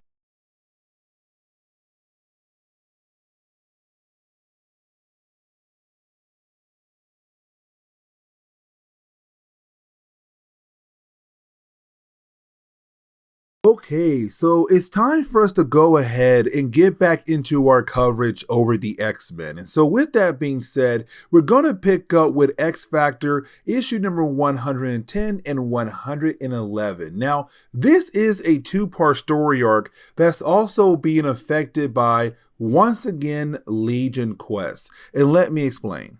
You see, in the mid-1990s for Marvel Comics, they gave us a storyline called Legion Quest. Now, with that storyline, it was the whole idea of Legion going back in time to kill off Magneto. And the reason why, because he believed that if Magneto was not around, then Charles Xavier should be able to achieve his lifelong goal, the whole idea of mutants and humans being able to live together in harmony. But the problem was that for Legion, when he did go back in time to kill off Magneto, he had killed off Charles Xavier. Now, with the death of Charles Xavier, it kind of led into the whole idea of a brand new timeline coming into the picture, and that would be the Age of Apocalypse timeline. Now, this one small storyline did affect all the different X books at the same time. Because for Marvel, the whole idea of the X-Men and all their X books was to be connected to one another. And so if you have this one big event happen in the main two X-Men books, then the other X books must be affected as well. Excalibur, X-Force, X-Factor, Wolverine, Cable, and the list goes on. Now, when it came to the other X books, you had your heroes kind of going through different types of situations, but at the very end of their issue that is connected to the Legion quest, you did have your X-heroes get frozen in time. And the reason why, because the old timeline was going away and a brand new timeline was coming into the picture. The whole idea of Age of Apocalypse. Now, when it comes to X Factor, it played a major role in the whole idea of Legion Quest. And the reason why? Well, the first one is that it had the first chapter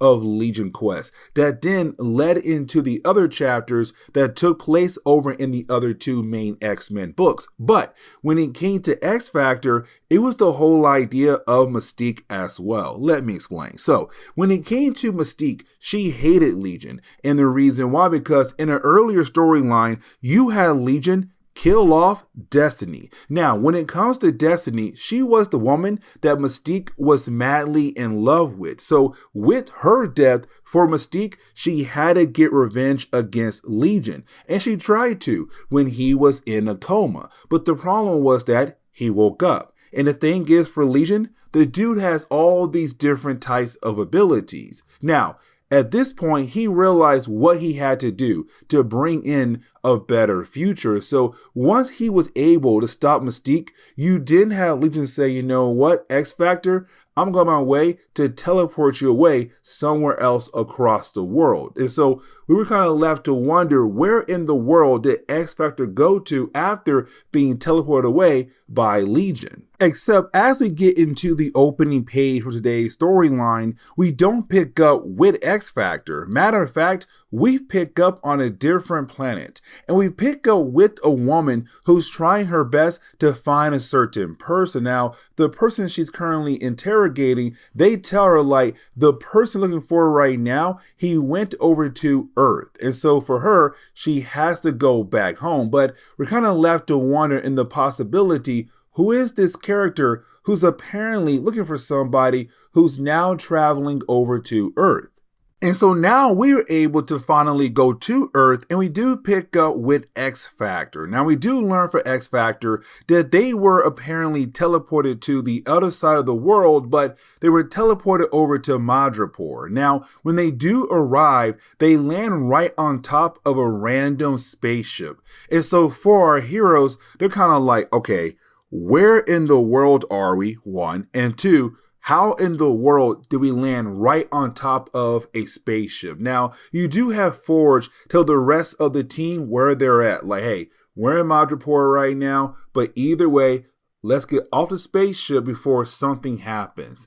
And unfortunately, you do have our heroes kind of get into a battle with a rock creature named Urg. And I really hope I pronounced that name correctly. Now, Urgs are not really important in the whole idea of all the different alien races in Marvel Comics. But when it comes to Urg, it's this rock creature who's trying its best to fight against our heroes. But while you have our heroes fighting against this rock-like creature, we see somebody is over there watching over the X Factor team fight against the rock-like creature Urg, but they didn't focus more on Strong Guy. And the reason why, because Strong Guy has huge connections to one character who this person is kind of scared of, because if that one person is able to find him, then his whole entire plan falls apart. Now, we do learn here that he's currently using a image inducer to kind of change his appearance, but in reality, this guy is an alien. But by the end of this section, you had this guy go out of his way to grab Strong Guy and teleport him somewhere else to have a one-on-one conversation. But now we have to jump over to Mystique. Now, when it comes to Mystique, her whole thing still is to get revenge against Legion for what he had done to Destiny, but also she's heading over to Paris. Now, this kind of begins the whole idea of her getting a book down the road in our coverage over the X-Men, but it comes out after Age of Apocalypse. So this is just the first step that will lead into our coverage of her own series she had to share with Sabretooth.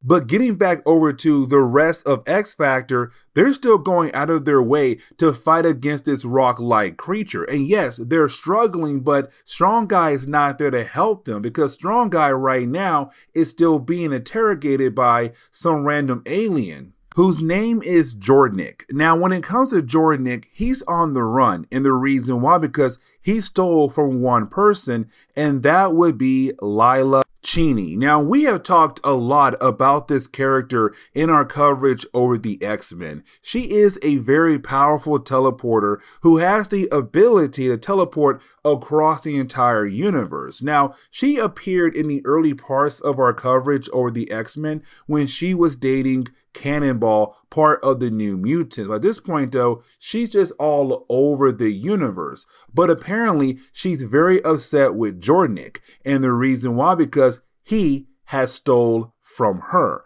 And apparently, it's a very important item. You see, we kind of find out that there was a music box that Jornik has stole from Lila. And that box is very important because it was not stolen from her. It was given to her by somebody else. And apparently that person now needs that box back, because if they don't, there'll be a war in a different galaxy far away from our own. And so she is beginning to freak out. Now, something else I should probably mention. When it comes to Lila, she was a big-time rock star, but her bodyguard was, well, Strong Guy. But over the years, after a while, he moved away from being that bodyguard for her and became his own person who had joined X Factor, thanks to Peter David. Now, with all that being said, she's freaking out at the moment because she needs that music box. But now it's completely missing because Jornik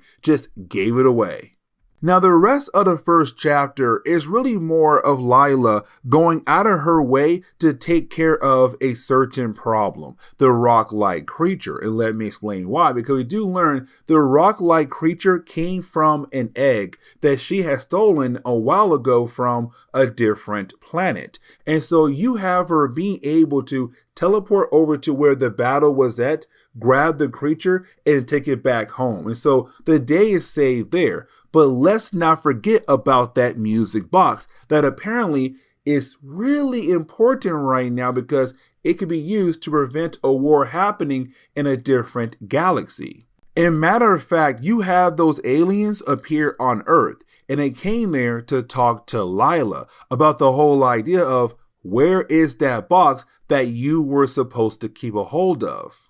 And so as we get into the next chapter, the first few pages are really more about the idea of this alien race known as the Kalanti wanting their music box back, which is also called a harmonium. And so they're asking Lila, hey, where is the box that you were supposed to keep safe? Now, for Lila, she has no idea where. The last thing she was told was that Jornik just gave it away, or most likely left it at a nearby junkyard. And so for Lila, she has to lie to them and say, hey, listen, I still have it. I just got to figure out where I put it at. But in reality, she had completely lost it. Now, at first, they did not want to let Lila go because they did not trust her. But they said, hey, listen, if you say you have it, then go ahead and give it back to us. Now, for X Factor, they also now have to get involved because, well, they were nearby, but also because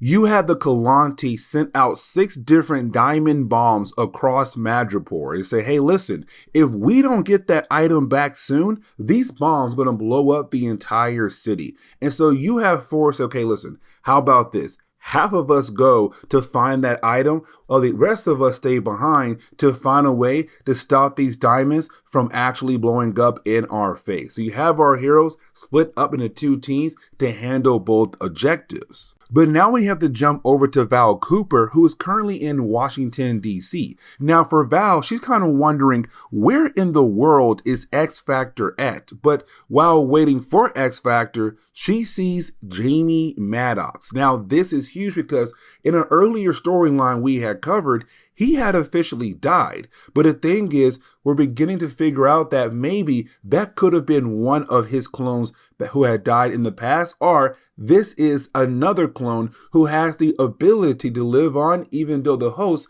is no longer around. But either way for Val, when she tries her best to catch up to him, a car gets in her way and unfortunately he disappears. And so for Val, she's kind of wondering what in the world is going on here.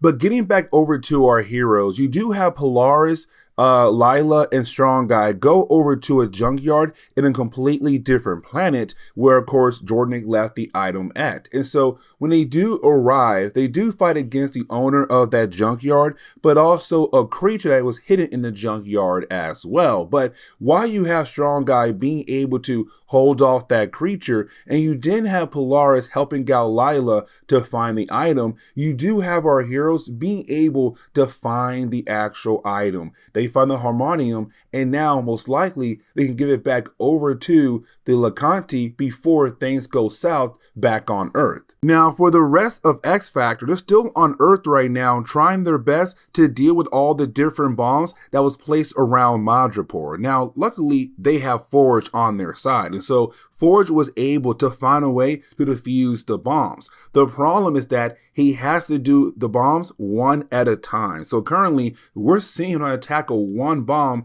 at the moment, which it does work, but the thing is, there's still 5 more to go.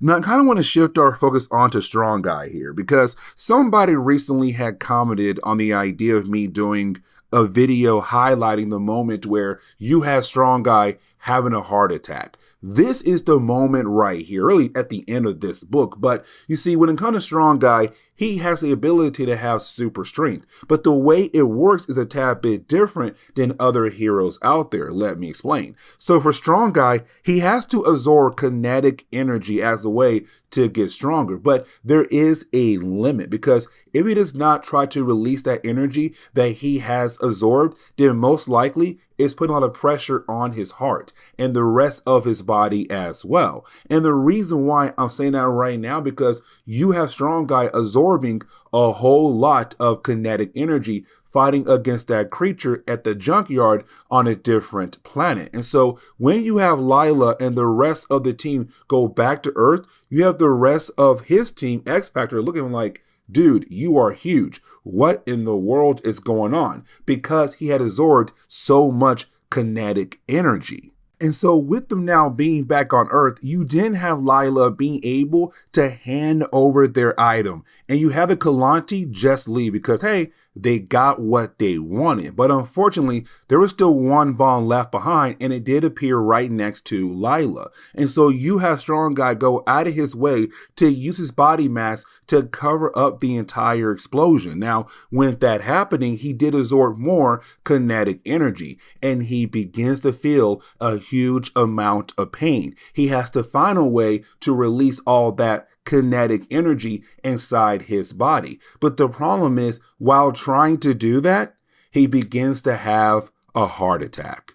Now, like I said at the very beginning of this video, that this storyline and other X books around this time, they were all connected to Legion Quest. So when it came to Legion, when he had killed off Charles Xavier, he had also killed off the old timeline to bring in a new timeline, the Age of Apocalypse timeline. And so, of course, we're now kind of looking at the idea of this old timeline just going away and a brand new one coming into the picture, with our heroes now being frozen in time. But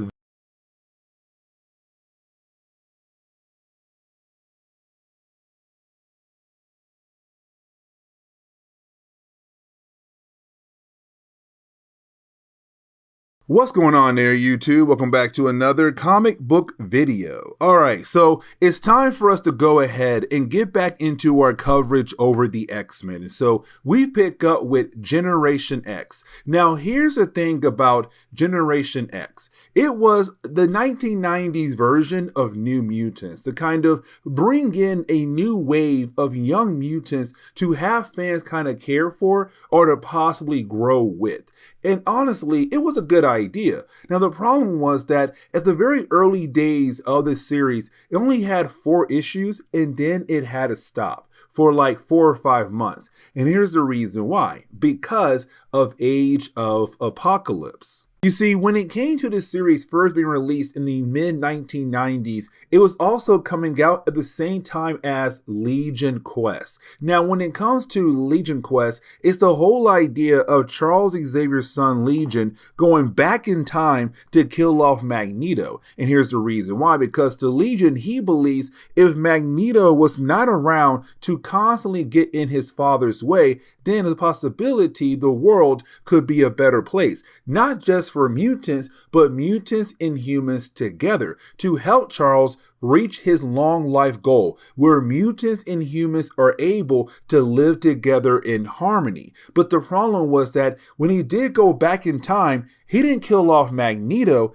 he killed off Charles Xavier on accident. And so with the death of Charles Xavier, it had brought in a whole brand new timeline, the Age of Apocalypse. And so with that small event right there, it had also affected the other X books at the same time. So X Factor, Excalibur, X Force, Wolverine, Cable, and of course, Generation X. And the thing was, all the different X books had to end at the same time because, again, we're going into a brand new timeline, Age of Apocalypse. And so what happened was, at the very end of each of the X books, you had your X heroes going through some kind of situation. But then at the very end of that situation, you then had your heroes be frozen in time. And the reason why, because the old timeline was going away. A brand new timeline was coming into the picture.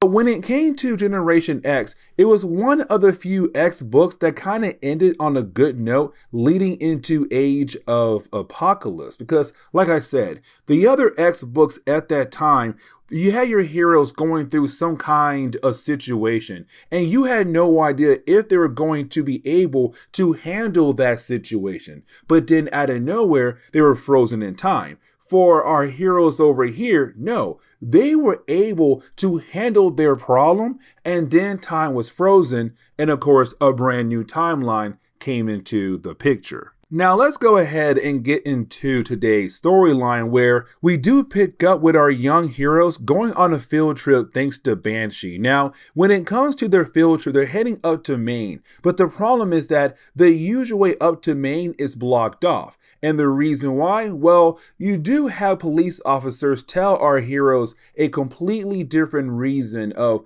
why the roads is blocked off at the moment. But the real actual reason is because there is a hostage situation going on at a nearby school. You see, there was this young boy who's holding school up right now because he wants an education. Now, the thing is, they believe he is a mutant. And let me explain why. Because in the world of Marvel Comics, when it comes to some mutants, they look normal, like Cyclops, Jean Grey, Storm, Bishop. But you have some mutants who don't look normal, like Nightcrawler, Beast, Mystique, and the list goes on. And so the thing is, in a small town, you have all these different people believe the young boy named Elliot must be a mutant because the way he looks. And the thing is, the only thing he wants to do is get an education. But they said no, because he looks like a mutant. But the thing is, he's not a mutant. And you see what I mean as we go through today's storyline.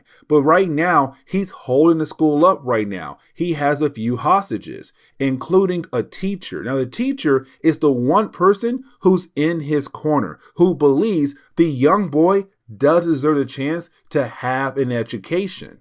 Now, we also learn here that when it came to Banshee, he didn't take all the brand new young mutants on his field trip. Some had stayed behind at the brand new school of Charles Xavier, like, for example, Pennis and also Chambers. Now, remember, in our last video, it was Chambers who was kind of able to connect with Pennis to kind of show her like, hey, listen, you're not in danger. These other people around me, they're here to help you. Because remember, for Pennis, she was a prisoner for a very long period of time. And so she kind of felt like, once again, she was still a prisoner when you had our heroes bring her over to the school. But it was Chambers who was the one to kind of calm her down, to help her relax. So right now, it's her kind of adjusting to the idea of no longer being that prisoner. But you also have Chambers still being there in her corner, kind of like, hey, I'm just here to help you relax, to help show you that you're now in a safe and a better place. Now, in our last video, we had talked about the idea of the return of the nanny and Orphan Maker. Now, here's the thing, because these are two characters I had completely forgotten about when it comes to our coverage over the X-Men, because it has been a very long time since we last saw these two characters in one of our X books. So let's go ahead and sit down and do a quick refresher on who in the world is the nanny and also Orphan Maker. And let's go ahead and start off with the nanny. Now, when it comes to the nanny, we had learned her origin a while back. You see, for the nanny, she used to work for an organization known as the Right. Now, the Right was a group of people who hated mutants. Their main goal was to go ahead and kill off the mutant race. Now, at first, she had no idea that was their end goal until she realized that was their end goal. And she said, you know what? It's time for me to leave. Unfortunately, she got captured and got trapped inside one of her containment suits. And so that's why she's in some kind of egg suit. Now, with that being said, when it comes to the nanny, she also believes that it's up to her to help protect mutants who have humans as their parents. And that brings in Orphan Maker. Now, when it comes to Orphan Maker, okay, he was the first child the nanny took in, right? And the thing is, she uses him kind of like her bodyguard, but also kind of like her hitman as well. If there's some kind of mutant child out there who has humans as their parents, she said, hey, I want that child. So go out of your way to make that child an orphan. Go ahead and kill off that child's parents. And so right now, that is his current assignment, to kill off the parents of Elliot, the young boy who's currently holding the school up right now with a few hostages. Now, luckily for Elliot, you do have Generation X there to kind of help out with this situation. Their main goal is to get him the heck out of there because they already know how things are looking right now. The police, they're plotting to go ahead and kill off Elliot if his parents are not really able to calm him down. Now, when it comes to Banshee, he gave each member of the team an assignment to kind of help with the plan to get Elliot out of there. But also, Jubilee is the most important piece are part of the plan. And let me explain why. Because for Jubilee, her goal right now is to walk around to ask different people to kind of get a better idea of what's going down with Elliot, to learn more about Elliot as well, where we do learn here that he was just a young boy who came here to get an education. But unfortunately, he was kicked out because the way he looks, because they believe that he is a mutant. Now, with all that being said, for Jubilee, she was supposed to report back to Banshee. But she said, you know what? I have a better idea. So you have Jubilee run off to do something else completely. And that right there will kind of give her the reason why I say she is the most important part of Banshee's plan. But as we go back inside the school, we kind of learn here that for Elliot, he's trying his best to continue on with his idea of getting what he wants, an education. But the problem is that he does not understand that what he is doing is completely wrong. Now, the teacher, the one that was in his corner, that teacher has a bad heart. And so with everything going on, unfortunately, the teacher dies in the arm of Elliot. And that's so sad because that was the one person he had in his corner that came from this school. Now, I kind of want to shift our focus on to Sync. And here's the reason why. Because for Sync, he has the ability to connect to other mutants nearby him. And when he does that, he is then able to copy their abilities as well. And so for Banshee, he said, hey, Sync, I need you to go ahead, connect your powers to Elliot inside to kind of learn more about his abilities and how we can use it against him. But the problem is for Sync, when he tried to use his ability, he said, hey, Elliot is not a mutant, but there is another one here I have not seen before. I don't recognize it at all. And of course, he's talking about Orphan Maker. So right after that, you then have Orphan Maker just pop out of the vehicle he was hiding in and trying his best to complete the assignment that was given to him by the nanny. Now, for our heroes, they're trying their best to stop Orphan Maker, but to also protect the innocent people who are just there and now being attacked by Orphan Maker as well. Now, really, we don't have to sit down kind of talk about this battle because nothing really important comes out of it, because by the end of the battle, you do have Orphan Maker get away, and you do have our heroes realize that it's probably best to not even try to follow Orphan Maker for the time being. But now we are able to shift our focus over to Elliot and also Jubilee. Because now we get into the whole idea of why I'm saying Jubilee is very important for the storyline, because you have Jubilee being able to sneak into the school, and once she's able to confront Elliot, all she sees right now is Elliot just holding the dead body of that teacher who was in his corner, just trying to be there for Elliot. And you have Jubilee kind of realize that right now, Elliot, he needs that person in his corner. He needs that friend, but also somebody who realize, hey, it's time to go ahead and give up. It's time to go ahead and leave the school, because everything you're doing right now is the wrong moves to make if you're trying to get that education you want so badly. And so you then have Sync being able to walk into the room. And when he does, we get that confirmation that this kid is not even a mutant. He's just somebody who, unfortunately, came in the world looking differently, where you now have people judging him by the way he looks. And so this kind of leads into the whole ending of today's storyline, where it's really more of our heroes being frozen in time, but kind of done in a joking type of way. Like, hey, here comes our heroes. They're now frozen in time. And with that happening, as you all know, it leads into Age of Apocalypse. But with that,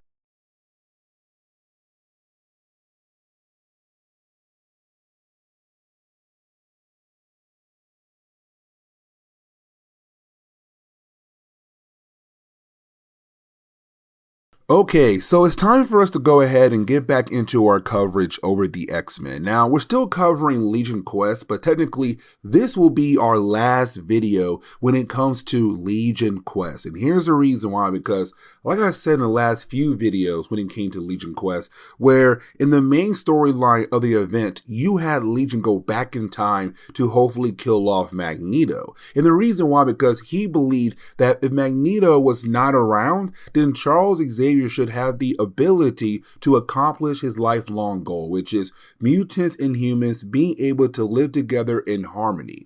The problem was that when it came to Legion, when he went back in time to hopefully kill off Magneto, he had killed off Charles Xavier instead. And so with the death of Charles Xavier, it had brought in a brand new timeline. And so when it came to the rest of the X books, like Wolverine, X Factor, Excalibur, X-Force, and so on and so on, all those different X books were also affected by Legion Quest. And they all kind of ended the same type of way, where you had your heroes go through some type of situation. And by the end of that situation, you had those heroes be frozen in time. And the reason why, because again, the old timeline was going away and a brand new timeline came into the picture. But things were done differently when it came to the Cable book.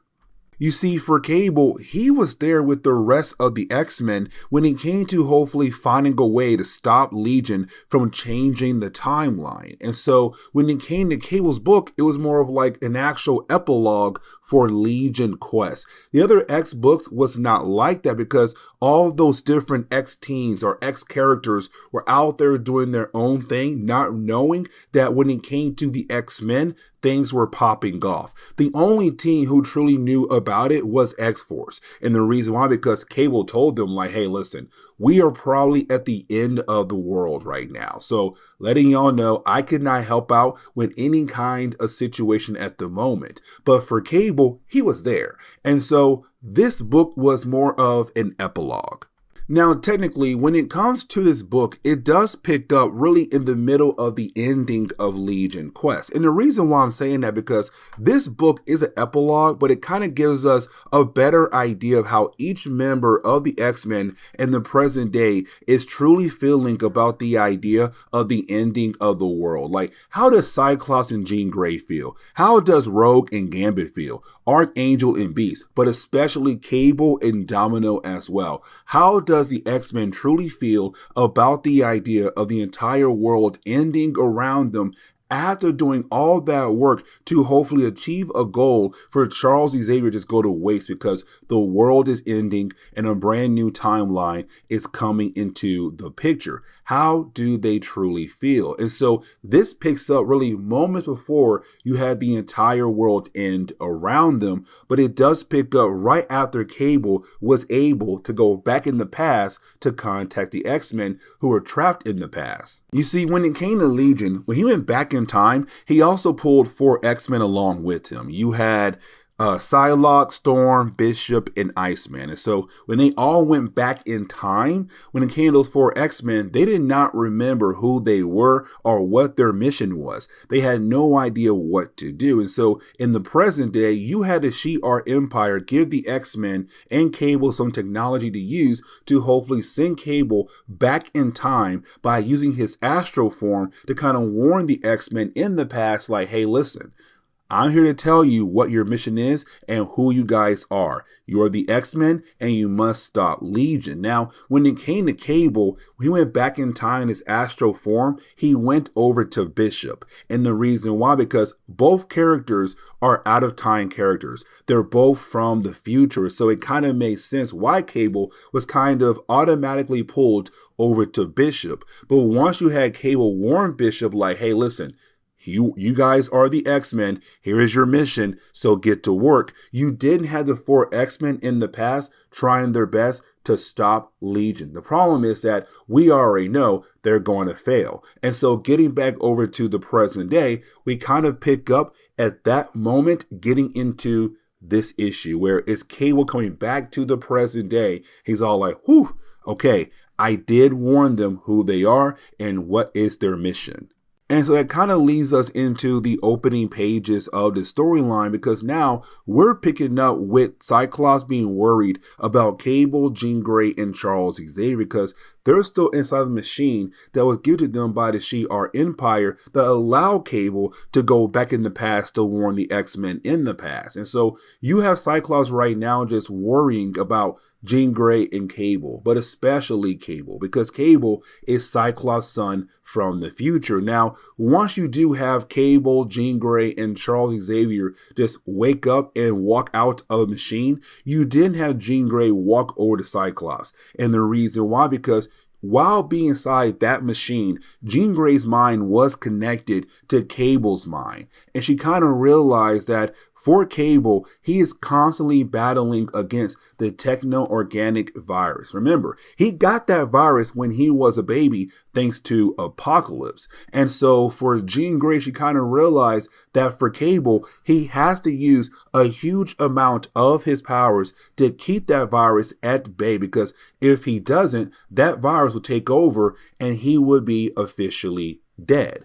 And so right now, it's Jean Grey saying, like, Cyclops, like, it's so sad to see our son technically go through what he has to go through to just survive.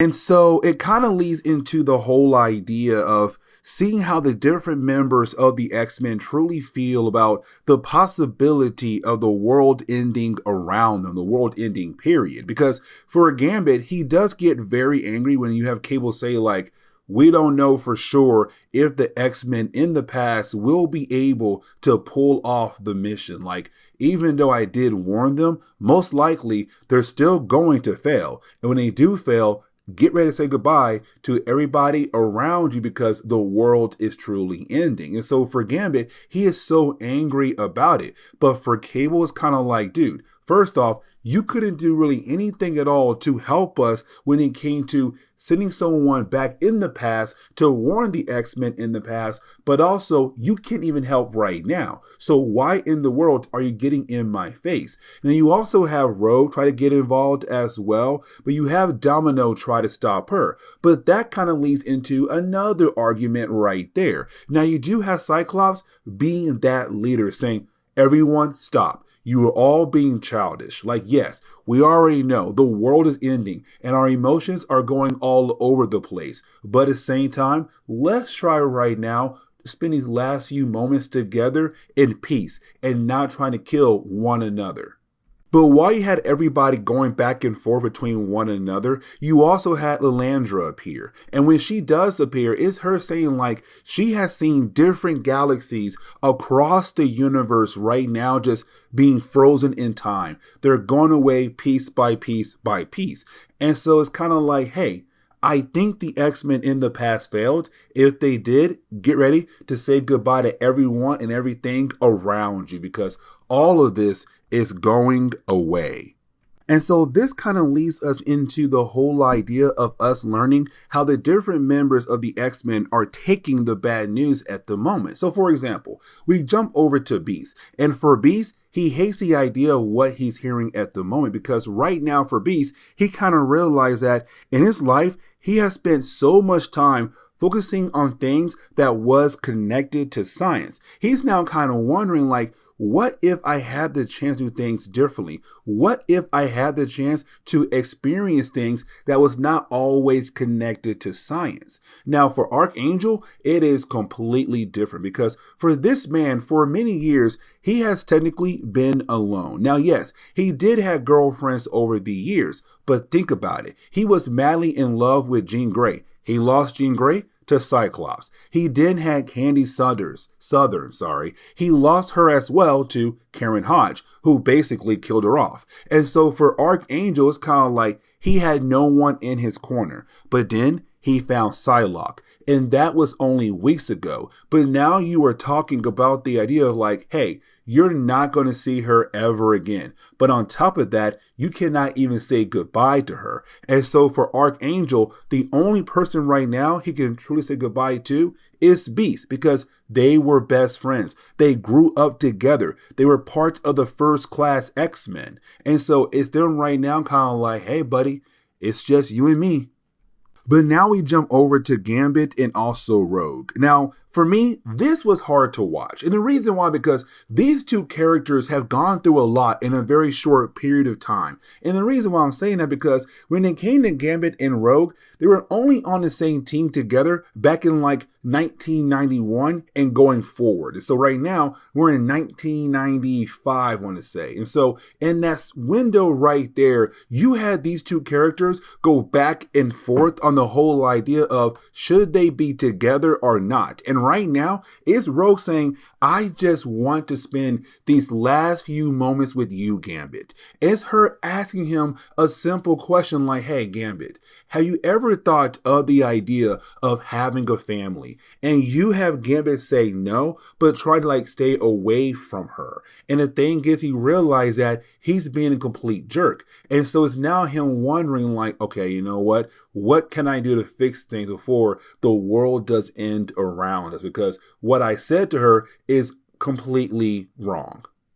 And so now we jump over to Cable and also Domino. Now in the Cable series, we kind of got the idea of these two characters finally dating one another. We did learn over time that for Cable, he always kind of had feelings for Domino because she was always in his corner, but he never made that move. But then he did. It was kind of like, okay, cool. Can these two characters finally confess their love for one another? But you have the two characters still not really being able to confess that love like they should at this moment right here. But when we jump over to Cyclops and Jean Grey, things are a tad bit different because for these two characters, they just got married, right? Like they got married not too long ago, had their whole lives planned out for themselves, but now being told like, hey, unfortunately, the world is ending around you. So this is the end for you guys as well. And so for Jean Grey, she's thinking of her nephew,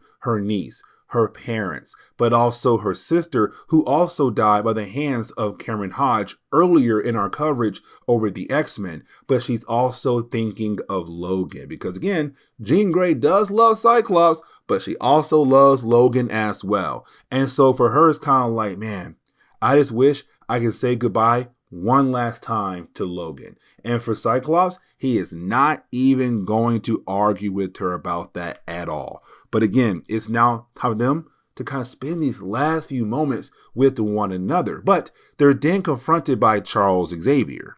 And for Charles Xavier, it's really more of him kind of wondering like, hey, did I ever make a difference in the world? Like with the X-Men, with me trying to bring peace between mutants and humans, to allow them to try to live together in harmony.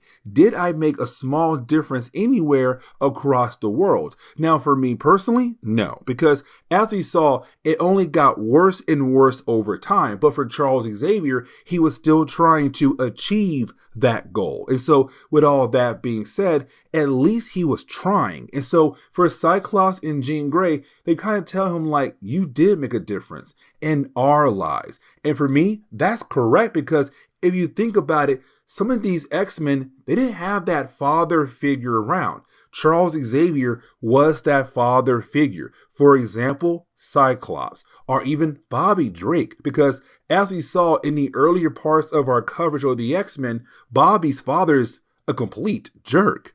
But then you have Cable walk up. Now, for me, this is a great moment because now it's Cyclops, Jean Grey, and Cable being able to sit down with one another to have a conversation. And this conversation to me is really important. Let me explain why. Because, okay, there was a storyline called The Adventures of Cyclops and Phoenix. And you had Cyclops and Jean Grey's souls be taken out of their bodies and pulled into the far future. And their soul to kind of place into two bodies in the far future to allow them to have the chance to raise a baby known as Nathan, young Cable, into the man we all know and love today. And so with that being said, they raised young Cable in the future, but they had different names, Slim and Red. And so for Cable, at first, he had no idea that the people who had raised him was actually Cyclops and Jean Grey. But in recent storylines, he began to figure out that, oh,